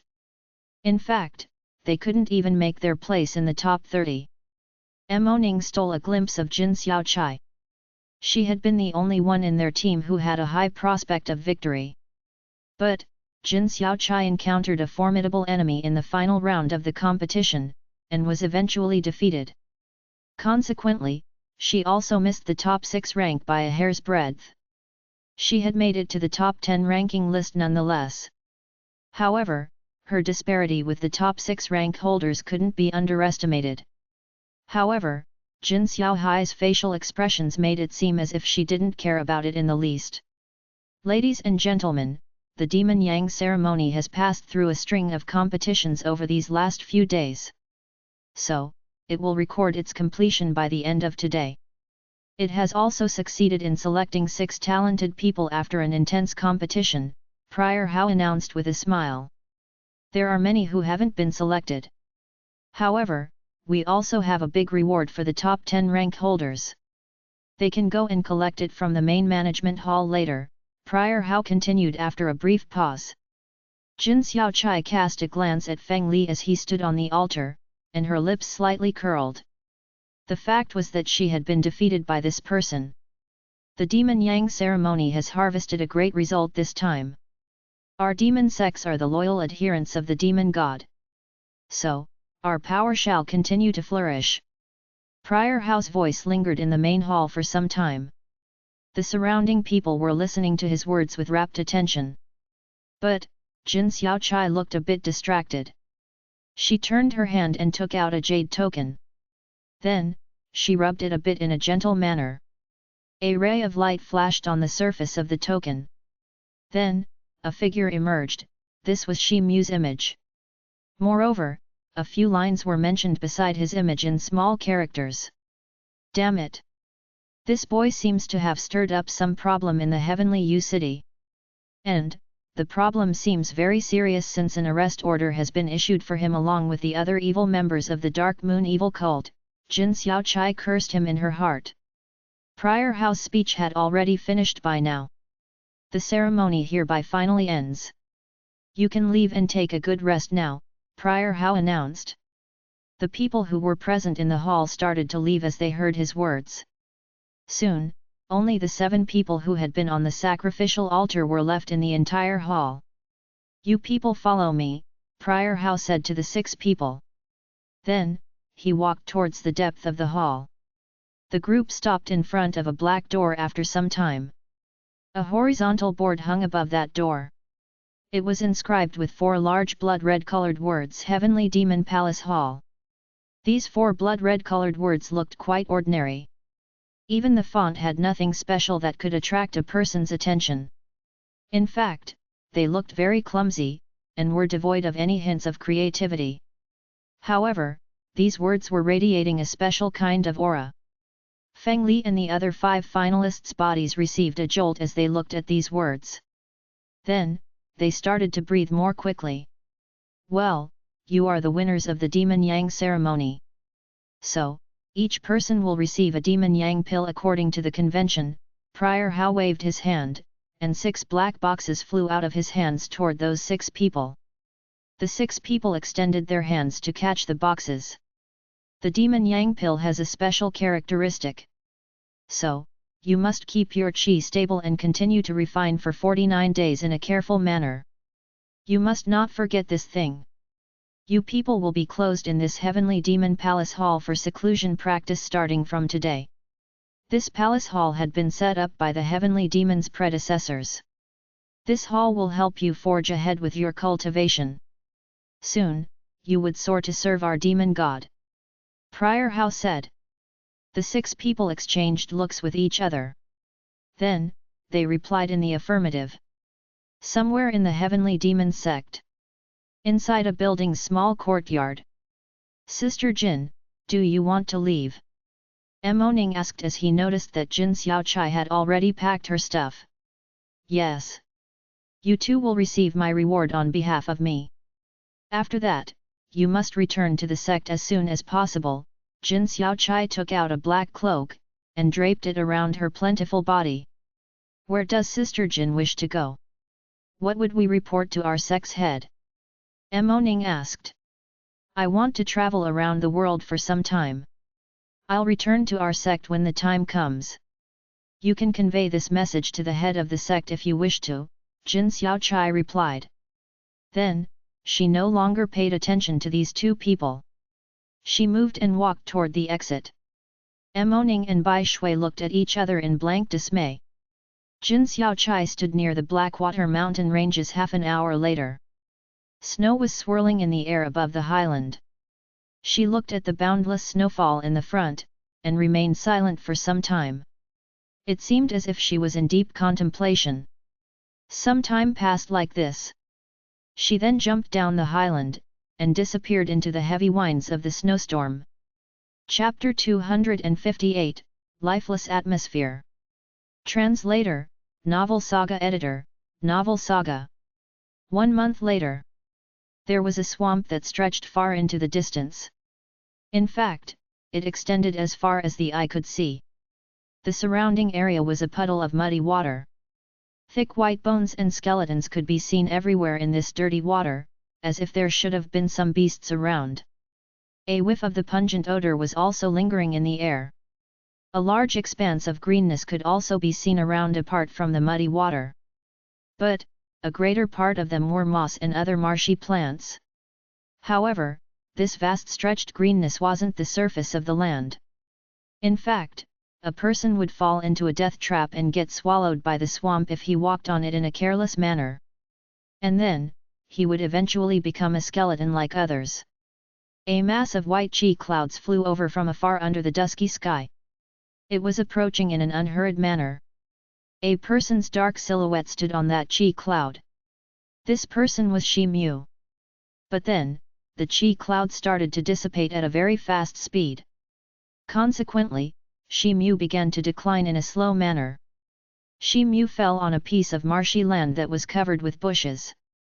The texture of the soil was harder here because this place had been laden with bushes for a long time.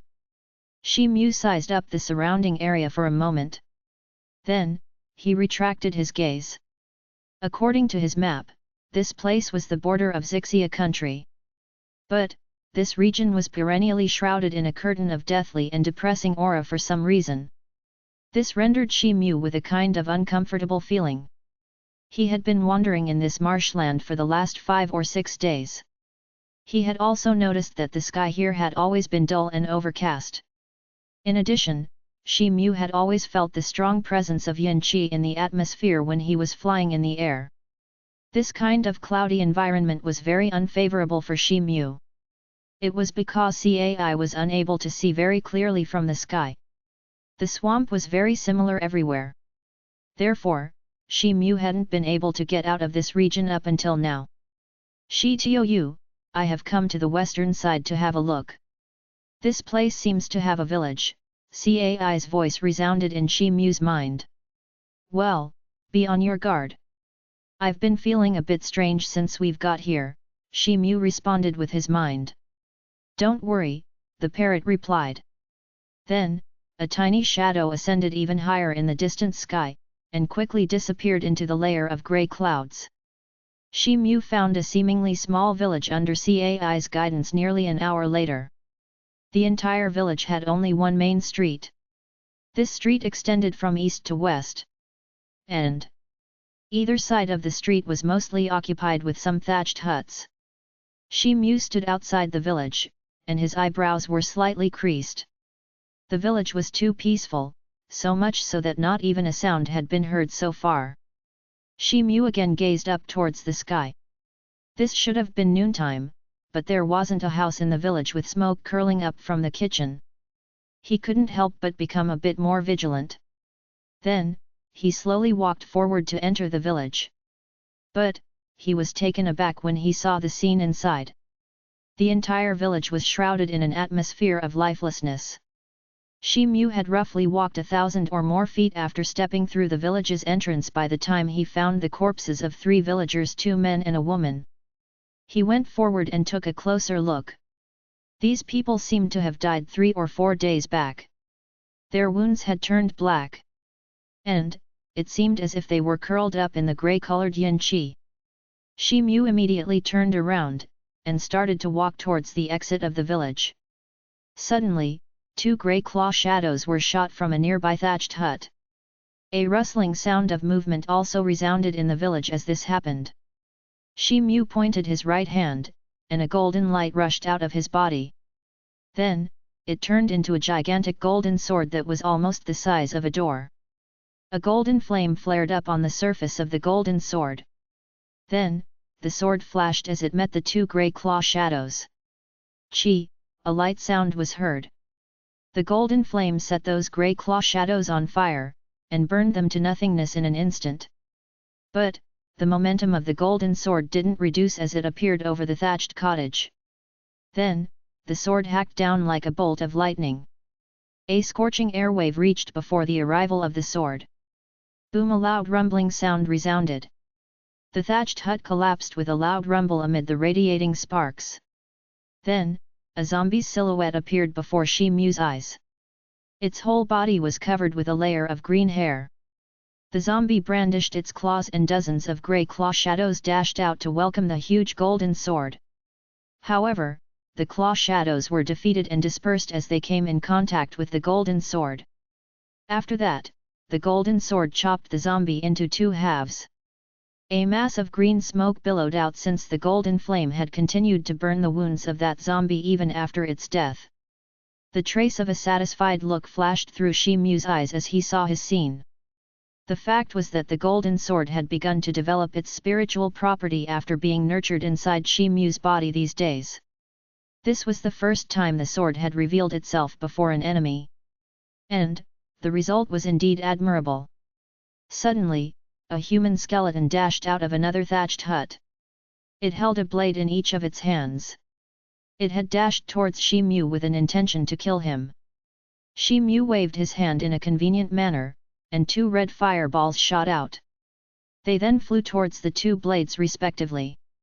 But, the human skeleton continued to move forward without the slightest pause. Simultaneously, it wielded its bone blades since it wanted to cut off the fireballs.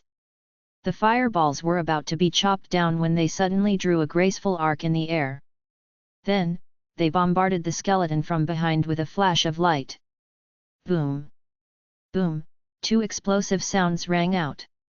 The human skeleton was smashed into pieces by the impact of the huge explosion. Shi Mu noticed that a large number of human skeletons and zombies had bubbled up everywhere in the village by this time. He made a rough calculation, and assessed that they should be over 200 or 300 in number. Shi Mu's brows creased. Then, his lips slightly moved and a large mass of white chi clouds emerged in the surrounding. However, 2 human skeletons appeared from a thatched hut that was behind Shi Mu. They pounced towards him from 2 directions, one from the left and another from the right. Each held a bone spear in its hand. The golden sword was flying back towards Shi Mu at this time. But then, it abruptly changed its direction and hacked towards the skeleton on the right-hand side. Meanwhile, Shi Mu opened his mouth and spouted a thick white chi towards the other human skeleton. His stature also rose from the ground as this happened. Boom! Boom! 2 loud sounds were heard. The 2 skeletons were smashed into 2 pieces amidst the 2 rays of light, one golden and the other white. Shi Mu stood on top of the white chi cloud in midair. And, the golden sword was circling around him. He drifted far into the air soon. A few days later, the sky was still as dull and dusky as before. The sunlight was falling on the people's body, but it wasn't as warm as it should have been. Shi Mu stood on top of a small slope at the moment. There was a small town in front of him. It roughly had a scope to accommodate 1,000 or more people. A 20 feet wide brook could be seen on the eastern side of this town. In addition, there was also a wide expanse fertile land along the river. The farmland was laden with plenty of grains at this time. It seemed as if the harvest time was around the corner. Looking from afar, 200 or 300 wooden or brick houses could be seen spread along the cross-shaped roads in the center of the town. These houses seemed very ordinary. There was also a 2-story garret in the town center. The voices of the people were faintly spreading from inside. Many of houses had smoke curling up from their kitchen. Moreover, the entire town seemed to be enveloped in a layer of gray-colored light. But, the might of this gloomy aura didn't seem very formidable. In fact, this seemed like a simple protection magic formula instead. Shi Mu sized up the surrounding area for a moment. Then, he got ready to step in and examine the town after he had ensured that there was nothing suspicious around.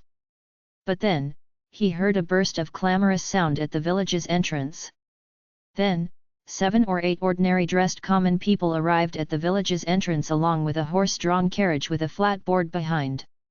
These people seemed to be following that horse cart. Then, the crowd gathered around the cart, and the clamorous sound gradually grew even louder. The crowd dispersed after a moment. After that, the light cover experienced a burst of fluctuation, and the carriage drifted away from the town in a slow manner. 4 people could be seen sitting in that horse cart. Shi Mu considered for a moment, and concluded that someone should have died in this town. And, these people wanted to drag him outside the town. Shi Mu swept a glance over the flat board when the horse cart passed him. And, he saw that 2 badly mutilated corpses were placed in the cart. It seemed that they must have been bitten by some wild animal. Also, a wisp of black smoke was still lingering on the wounded area. This reminded Shi Mu of the village he had visited a few days ago. He let out a sigh deep since he realized that this town hadn't remained a peaceful and safe place either. Shi Mu's stature moved as he walked towards the small town's entrance. This was the first town he had come across which still had people in it ever since he had set foot in the ancient Xixia country. So, he decided to walk inside and scout out some necessary information. Shi Mu had hardly walked a few steps when his heart thumped. He felt that something wasn't right here. Boom, a loud rumbling sound rang out. Then, the ground behind his left side burst open, and layers of gravel scattered in all directions as a result. After that, a white-haired zombie sprang out and pounced straight towards the horse-drawn carriage. A thin and weak young man sat beside the driver of the horse cart. A black wooden stick appeared in his hand when he saw the zombie. Then, he waved it in a gentle manner, and a grey-colored chi darted out from his stick. The chi experienced a burst of fluctuation in the air. Then, it changed into a bone-white shield, and stood in front of white-haired zombie. Ping, a dull thumping sound was heard. It seemed as if the zombie had crashed into a thick wall. Its body abruptly stopped, and then it fell to the ground. The horse cart had also stopped by this time. The other 3 men also rushed out of the cart and stormed towards the zombie to besiege it. Each man grasped a sword in his hand, and their swords were curled up in a mass of cold light. The zombie's body was very firm, and it itself possessed immense strength. So, the 3 men didn't dare to bump into it despite the fact that they had surrounded it. But, the weak young man on the cart continued to brandish his magic wand to emit grey lights in a constant manner. And, the movements of the white-haired zombie would become extremely slow every time it would touch the grey light. The other 3 people finally seized their opportunity and mounted an attack in a fierce manner. The zombie was soon scarred. And, its head was eventually cut down by a tall young man's blade. Then, the soul flame in its eyes also dissipated. After that, the 3 men retracted their weapons. They were about to return to the carriage when 3 strange sounds spread from ground again. Then, 3 white-haired zombies sprang out of the ground, and galloped towards the 3 men at an extremely fast speed. The 3 people could either jump into a fight or retreat. But, each chose to deal with a white-haired zombie respectively. The thin young man continued to release the grey light in a relentless manner in order to slow down those zombies down. However, the 3 men soon fell into a disadvantageous position. Suddenly, 3 red fireballs darted out with a flash of red light. And, each fireball pounced towards a zombie. The 3 white-haired zombies moved as they saw this. Then, they brandished their claws, and shot out claw shadows that sealed up the direction of the advancing fireballs. But, the 3 red fireballs seemed as if they were subjected to some kind of a control. They suddenly took a sharp turn in the air, and bombarded on the heads of those zombies from behind. Bang! 3 consecutive explosions rang out in the air. The heads of the 3 zombies were burned to ashes in an instant. But their bodies remained standing in place for a moment. Then, they tumbled to the ground with a loud sound. The weak young man heaved a sigh of relief as he saw the situation. Then, he walked over to Shimu along with the other 3 men. Shimu had already evaluated the strength of these people when they were occupied in a battle with these zombies. He had noticed that the thin youth was a magician apprentice, while the other 3 were ordinary martial warriors. The 4 people expressed gratitude to Shimu. After that, they returned to their horse cart, and went outside the small town. Shimu turned around and looked toward the village's entrance. And, he realized that a 20-year-old long-faced young man stood there. His face beamed with a hint of happiness as he came forward to greet Shimu. "I'm Tian Song. Your Excellency is presumably the elder of the Dark Moon cult who has been invited by our town's chief." "Elder, please come with me," the long-faced youth spoke up with deep veneration as a part of the ritual. Shimu was dumbfounded by his words.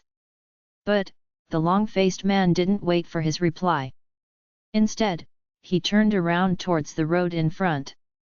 Shimu glanced at the man's back, and received the formidable aura of the Xian Tian realm that was lingering around him. After that, he followed him in a silent manner and walked into the village.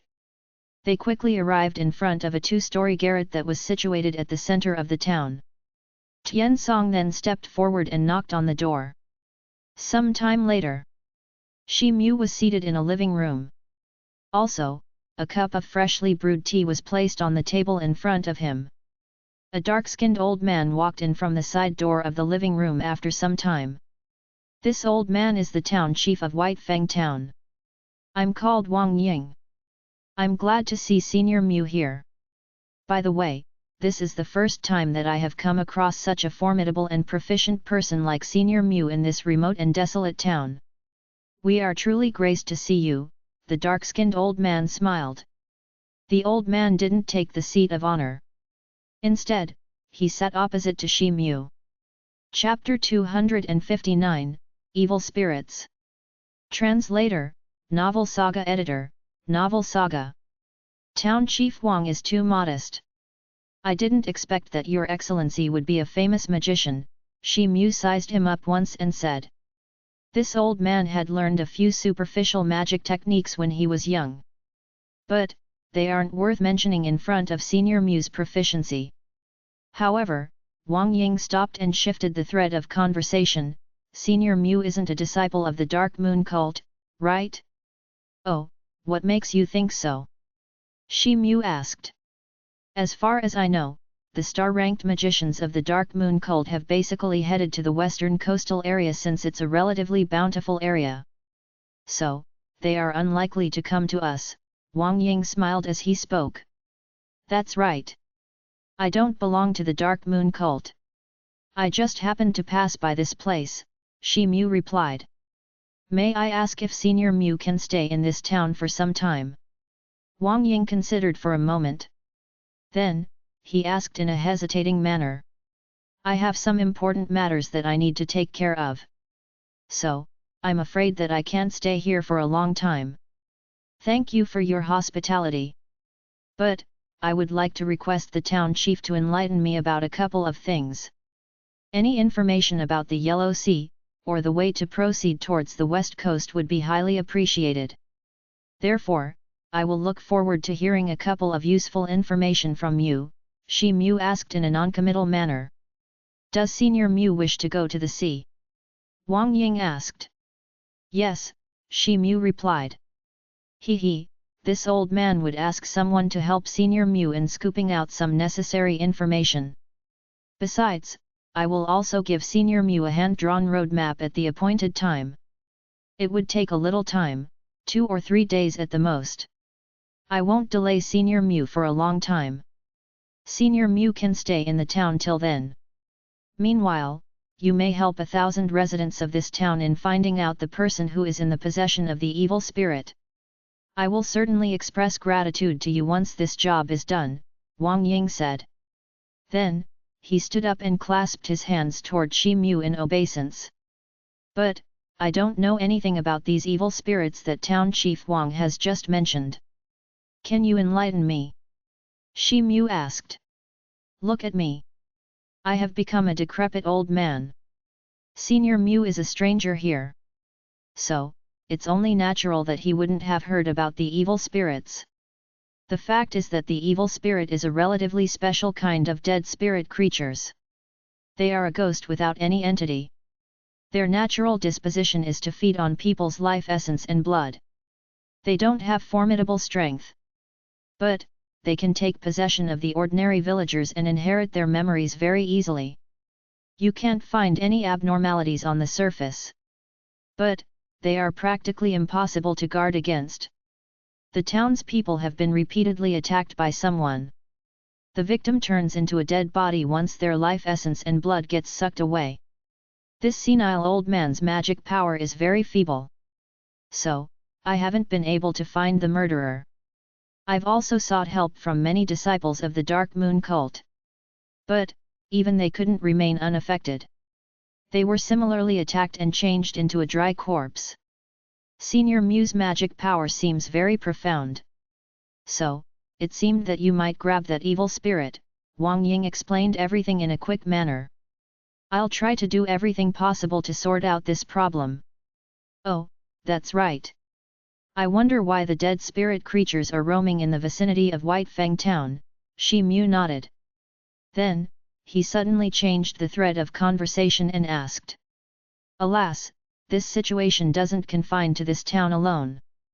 In fact, the entire ancient Xixia country is permeated by these dead spirit creatures nowadays. And, we bestow the credit of this to the Transcending Heaven Immortal Cult. Wang Ying started to give details about this incident. However, an indignant look also flared up on his face during this process. I wonder if Your Excellency can elaborate a couple of things.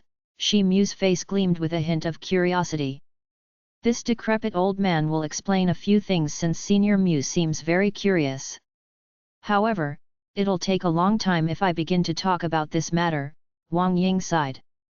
Shi Mu eventually got to know a couple of things about the Xixia country and the Dark Moon cult. It turned out that the Lu Shan Kingdom and the Transcending Heaven Immortal Cult had made an alliance with the Great Qin Kingdom's Heavenly Demon Sect and several other smaller sects 100 years ago. They had joined hands since they wanted to eradicate these outsiders. In addition, they had also carried out a mission in the entire continent. The goal of this mission was to encircle and erase the disciples of the Dark Moon Cult. The scope of the Eastern Dark Moon Cult's power had eventually been forced back to the territory of the ancient Xixia country after several years of intense combat. The alliance was initially ready to continue their advance into the Xixia ancient countries so that they could annihilate the power of the Dark Moon Cult. But, the Heavenly Demon Sect had somehow withdrawn from the alliance at the last moment. And, that had driven the Union to the verge of collapse. However, the Transcending Heaven Immortal Cult was still reluctant to give up. It had then integrated the remaining sects and had continued to follow the victory in hot pursuit. They had advanced triumphantly, and had eventually attacked the Dark Moon Cult's main altar. The bloody battle between the Transcending Heaven Immortal Cult's head, Elder Taoist Wu Chen and the Dark Moon Cult's head, Dongfang Xian Tian had raged non-stop for 7 days and 7 nights. Elder Taoist Wu Chen had eventually succeeded in rendering severe injuries to Dongfang Xian Tian. But, his own strength couldn't remain unaffected. And, he had also been injured in the end. Dongfang Xian Tian had wanted to prevent the Dark Moon Cult from getting extinguished.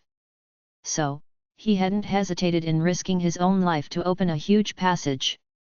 This space passage had connected this world to the dead spirit world. Afterwards, numerous dead spirit creatures had gushed out of the passage to this world. This action had inflicted serious damage to the Allied forces, and had compelled them to draw back. However, the Dongfang Xian Tian eventually lost his life in the aftermath of the battle. He couldn't even get enough time to close the space passage. On top of that, the Star Stone's energy hadn't yet exhausted. So, it had led the never-ending flow of the dead spirit creatures. These creatures had gradually dispersed to every corner of the entire Xixia ancient country, and had stirred up havoc wherever they had gone. Consequently, the Dark Moon Cult's strength was terribly affected. The cult head's position has been vacant until now. In addition, the internal forces of the cult split up, and the disciples started to seek their own way in the country. Many disciples had set out to wander around each city, town, and village to exorcise evil spirits for the common people. They could later sacrifice these dead spirit creatures in order to upgrade their own strength.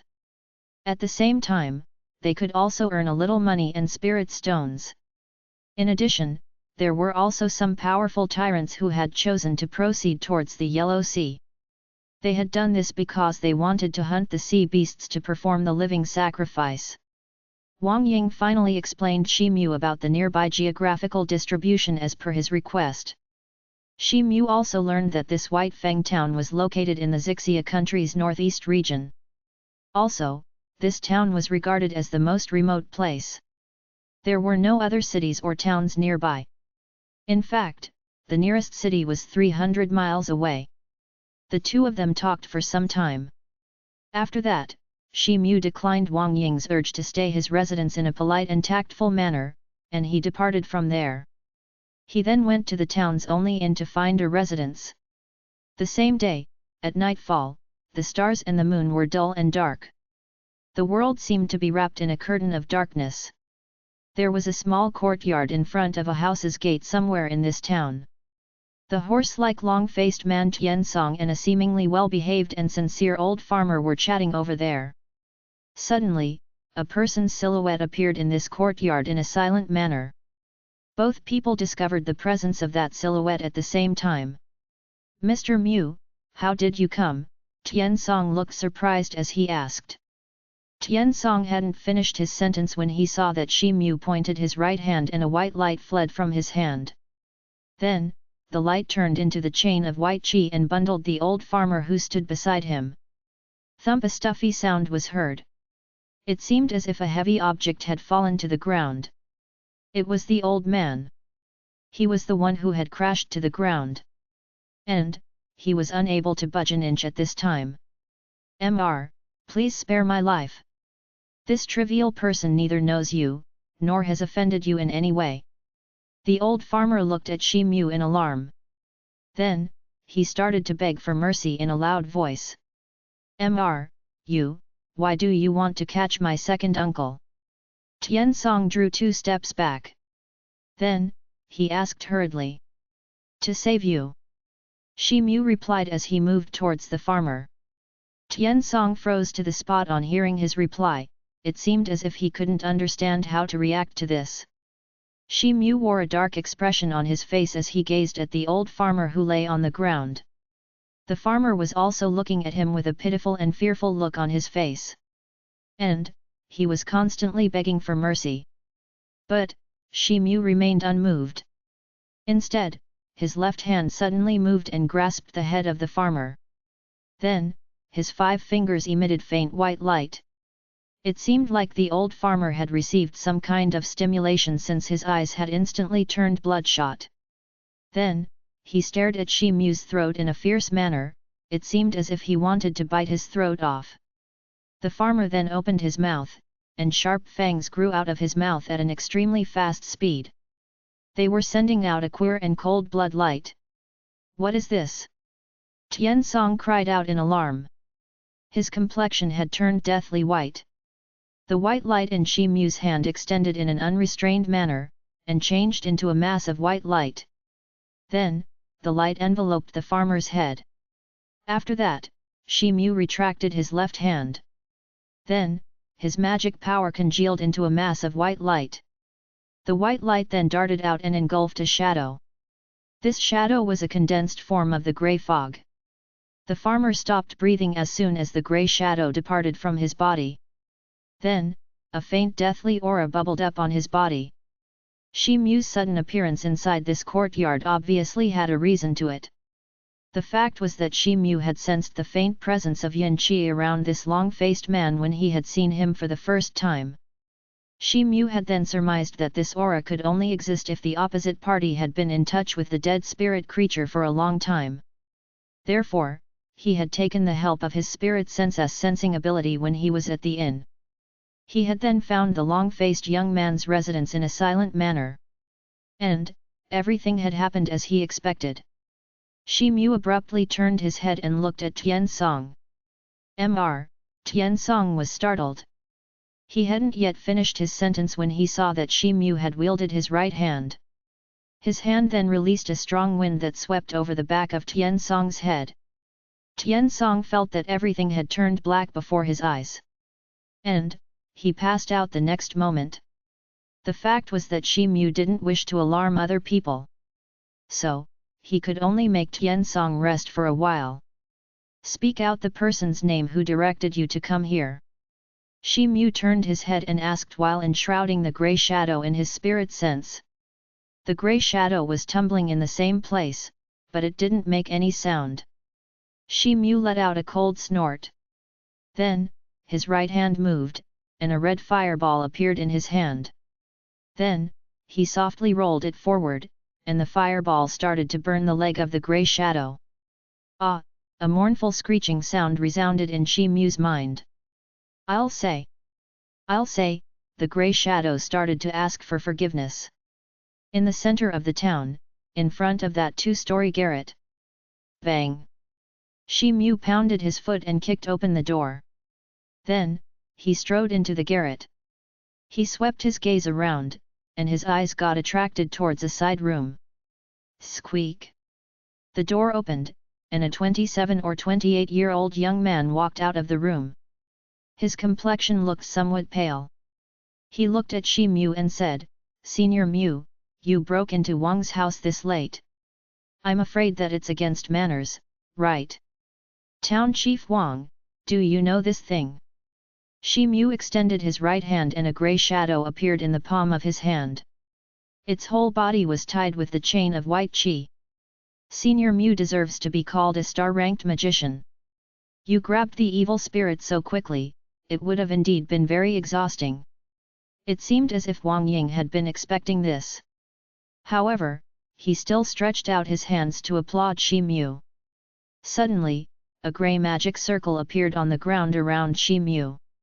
This circle was about 20 feet in diameter. After that, a cylindrical and grey-colored transparent light screen rose from the magic circle and surrounded Shi Mu. Then, the grey light flashed and an ash-grey halo appeared on Shi Mu's limbs. Shi Mu felt that the magic power in his body had abruptly stagnated. Meanwhile, a grey bone stick appeared in Wang Ying's hand with a flash of grey light. Then, a grey luminescence flashed on the tip of that stick, and a mass of grey-colored fog emerged in the void around Shi Mu. It was followed by 4 zombies that sprung out from inside. The one that stood in front of Shi Mu was a grey-haired zombie. And, the other 3 white-furred zombies stood behind the grey-haired zombie. The grey-haired zombie's body was surrounded by a very formidable and imposing aura. It almost possessed the strength of the Xiantian primary stage. But, the aura around the other 3 zombies was very weak, they were barely at Houtian advanced stage. He, your magic power is incredible, but it has been imprisoned now. So, you can only sit back and wait for your death. I can break through the bottleneck of the spirit rank and advance to the star rank if I offer your body and soul as sacrifice at the appointed time. Wang Ying's voice resounded. Chapter 260, Killing and Protecting at the Same Time. Translator, Novel Saga Editor, Novel Saga.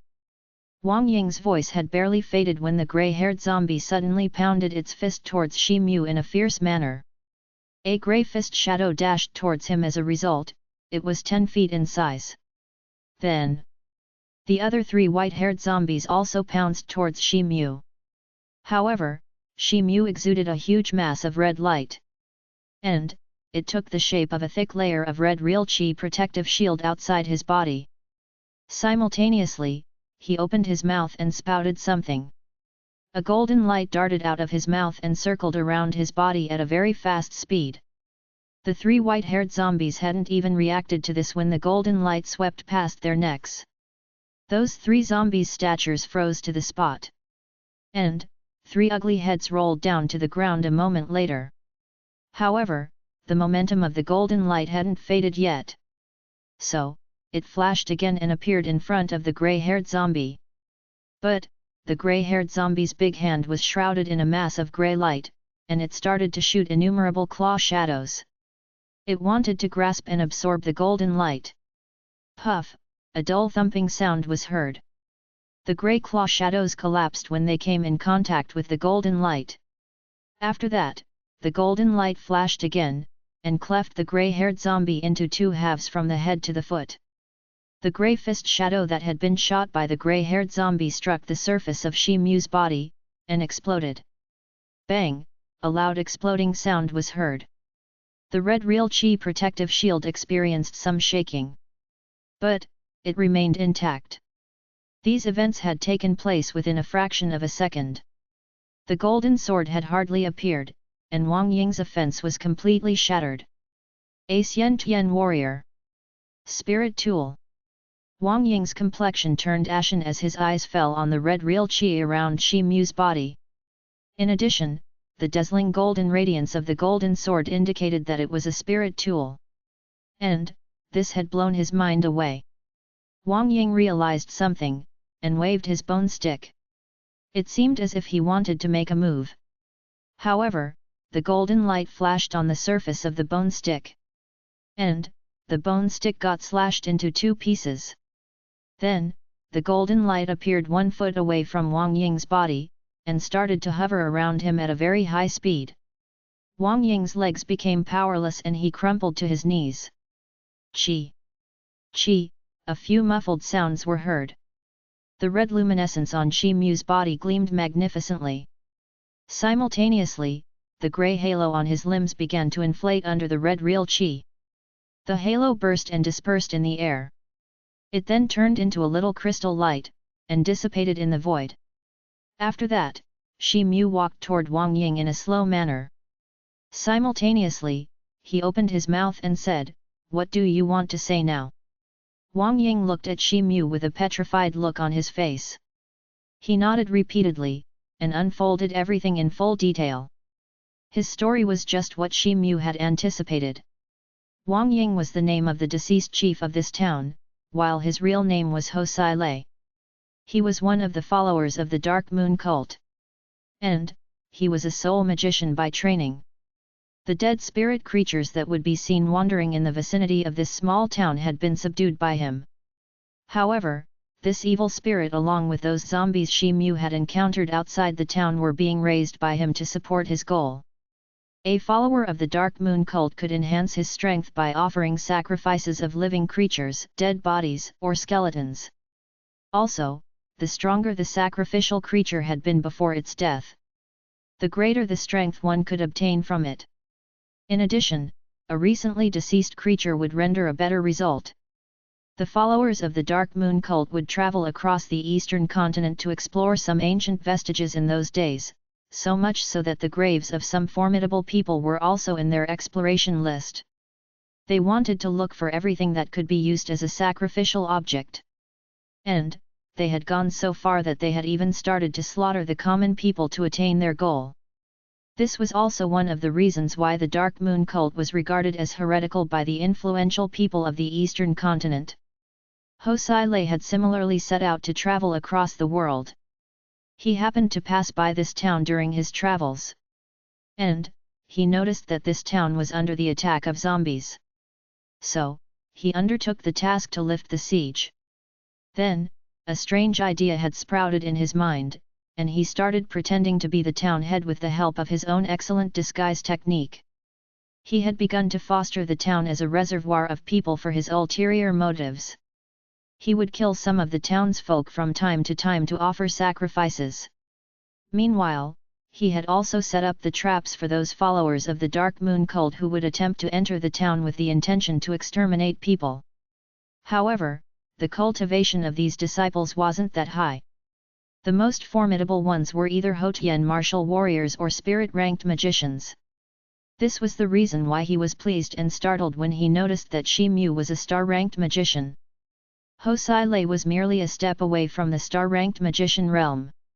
So, he thought that he would jump to the star rank if he used Shi Mu as a living sacrifice. This is why this strange idea had crawled across his mind. According to Hosai Lei's explanation, he had feigned being the town chief and had killed many townspeople. But, he had been guarding the entire town as well. Several zombies would loiter in the vicinity of this town. But, none of them had dared to invade the town because of him. In addition, this small town had never fallen into the hands of the even more vicious and ruthless disciples of the Dark Moon cult. I have confessed everything, but I would still look forward to Senior Mu's mercy and generosity. I hope you will release me so that I can find a way to survive. Hosai Lei spoke. I won't kill you until tomorrow morning. Then, I'll disclose your crimes to the public. In fact, I'll let the common people of this town give you a fair judgment, Shi Mu stated. Senior, you must not do this. These townspeople may not consider the things that I have done for them in the past. They are unlikely to let me off lightly. Oh, by the way, I'm good at disguising. Also, I'm pretty familiar with the Xixia ancient country. So, you might as well let this man follow Senior Mu hereafter. I think it could save a lot of time and unnecessary trouble for Senior Mu if he would take me along to lead the way. This is the map of the Xixia country. It's somewhat brief, but it should be very helpful to you, Senior. Hosai Lei's complexion changed as he heard his reply. He then took out an animal skin map from his bosom, and spoke up while handing it over to Shi Mu. Shi Mu took the map and threw a glance at it. Then, he put it in his storage ring. After that, he remained silent for a moment. It seemed as if he was considering something. Senior, this is a spirit imprisoning bead of our Dark Moon cult. It's a magic tool. It has the ability to imprison others' life essence inside it. Also, you can annihilate the life essence sealed inside it if you crush it into pieces. I want to surrender 1/3 of my life essence to the Senior. But, I would request the Senior to release me and let me begin a new life in exchange for this. Hosai Lei clenched his teeth and pulled out a white jade bead from his bosom when he saw that Shi Mu had zipped his mouth. Then, he continued to plead while passing this bead to him. Then, you follow me from now on. I'll let you go as soon as I complete my work. Shi Mu took the white jade bead.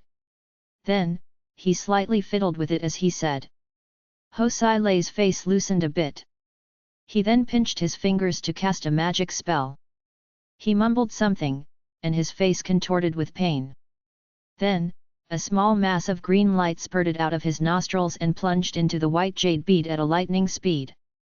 Shi Mu used his spirit sense to explore the bead, and realized that Ho Sai Lei hadn't lied to him. He then held out his hand. The golden sword transformed into a small golden sword, and fell into his right hand. Then, the small sword vanished into thin air with a flash of light. Ho Sai Lei felt relieved as he saw the situation. He was so exhausted that he sat down on the floor. However, it seemed as if he had collapsed to the floor. Shi Mu didn't return to the inn. He had taken shelter in Ho Sai Lei's residence.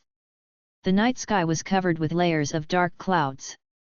So, Shi Mu couldn't practice the moon-swallowing art. Therefore, he found a side room and sat down in meditation. It was almost midnight. Gusts of cold wind were sweeping across the town while issuing a whistling sound. There was no light in the town, it seemed as if the townspeople had fallen asleep. Suddenly, a little flare appeared in the eastern side of this town. Then, it started to approach the town at a very fast speed. Also, the number of flares began to grow as they neared the town. In fact, there were at least dozens of little flares by now. A gigantic withered tree stood somewhere in the middle of the town. A mass of shadow moved on top of this tree, it seemed as if it had sensed something. It was Cai. He looked toward the east, and was left startled by what he saw. He then spread his wings and flew away. Shi Mu sat cross-legged on his bed in Ho Sai Lei's residence. He opened his eyes, stood up, and went outside the door. He also gazed towards the eastern side of the town. His eyes flashed, and he took out the white bead which was used to imprison spirit. Then, a ray of light twinkled on the surface of the jade bead. Ho Sai Lei was also meditating on the floor in a small room downstairs. His body quivered and he sprang to his feet. He walked outside the room and arrived at the main hall. He saw that Shi Mu was already standing there. "Senior, what's your order?" Ho Sai Lei asked in a respectful manner. "A group of people is approaching in the eastern side of this town. They are large in number. And, it seems that they shouldn't be the friendly kind of people," Shi Mu said. Ho Sai Lei was shocked to hear these words. He went outside the room. Then, he jumped onto the roof and looked towards the east. Those flares were approaching the town very quickly. Ho Sai Lei's vision wasn't ordinary either. He saw that the silhouettes under the flares were all husky.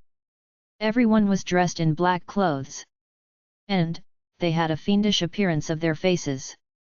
Moreover, they held weapons in their hands. That's not good. They are the Black Wind Mountains bandits. Ho Sai Lei's complexion changed very drastically. He jumped down the roof, and looked at Shi Mu. "Oh, are these bandits so famous?" Shi Mu asked.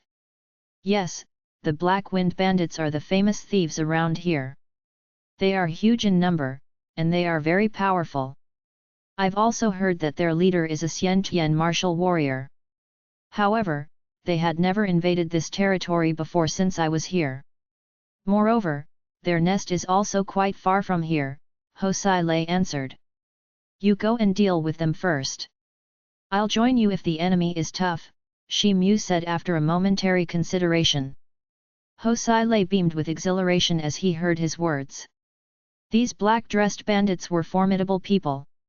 But, it wouldn't be a big problem to deal with them if Shi Mu was there to support him. Perhaps, this would even prove to be a fortuitous chance to offer sacrifices of many people. Ho Sai Lei's hand moved, and he took out a blood-red jade token. Then, he mumbled something. Shi Mu's eyes flashed as he saw the jade token in Ho Sai Lei's hand. But, he didn't speak anything. There was a highland at the town's entrance. 100 or more rogue men stood on this highland. Their eyes were brimming with a look of avarice. And, they were looking towards the town that stood in front.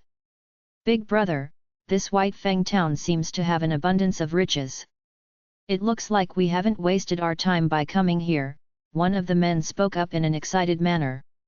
There was a scar on his face, and it seemed that it had been left by a knife slash. A few people who stood beside him also burst into laughter. These men had one thing in common: they were impatient and gearing up to get into action. The man whom these people were calling Big Brother was a very tall man with a huge body. His face was as black as the bottom of the pot. The upper part of his body was bare, and his bulging muscles looked very bright and glossy, as if a black diamond. This person's name was Wu Gang. But, others had given him a nickname Black Diamond. The town appears quite rich in resources. However, we shouldn't let our guards down. It is said that there is someone who guards this town. Also, that person is a spirit-ranked magician, Black Diamond said. Big brother, we needed to follow a cautious approach in the past. But, it will be very easy to deal with him now since Mr. Tang has joined us. After all, he is also a spirit-ranked magician. The scarred-faced man looked at the black-robed silhouette who stood beside Black Diamond and said. That black-robed silhouette was only half as tall as Black Diamond. In fact, his disposition made him look incomparably feeble. However, the surrounding bandits would look at him with deep veneration and fear. The black-robed man's face couldn't be seen since he was clad in a black cloak. Therefore, his facial expression couldn't be seen either. Black Diamond looked at the black-robed silhouette, and the latter gave a nod to him. After that, Black Diamond waved his hand without any scruples. Brothers, leave everything to me, he roared. His voice had barely faded when dozens of bandits issued a shout in unison. Then, they rushed towards the town. These shouting and yelling sounds gave a powerful jolt to many townspeople. A few of them even rushed out of their houses to see the situation. That's not good. Bandits! The townspeople were thunderstruck, and they started to shout as they saw the bandits in front. They also began to flee from their houses in a crazy manner. The flurried townspeople stirred up these formidable and vicious bandits even further. So, the bandits laughed as they burst into the town while brandishing their weapons. However, the ground in the vicinity of the town's entrance suddenly burst open with a loud rumble. Then, two white-haired zombies sprang out of the ground, and pounced towards those bandits who were in the front. Ping ping! Two formidable bandits were caught off guard by the white-haired zombies. They were struck and sent flying several feet away. They threw up a mouthful of blood while they were flying in the air. Then, they crashed to the ground. A few deep wounds had split open in these two men's chest, so much so that their bones could be seen clearly. Blood gushed out of their wounds. Also, the skin around the wounds had turned bluish-black. Apparently, the zombies' claws were smeared with some extremely poisonous substance. It seemed that this town was prepared to some extent.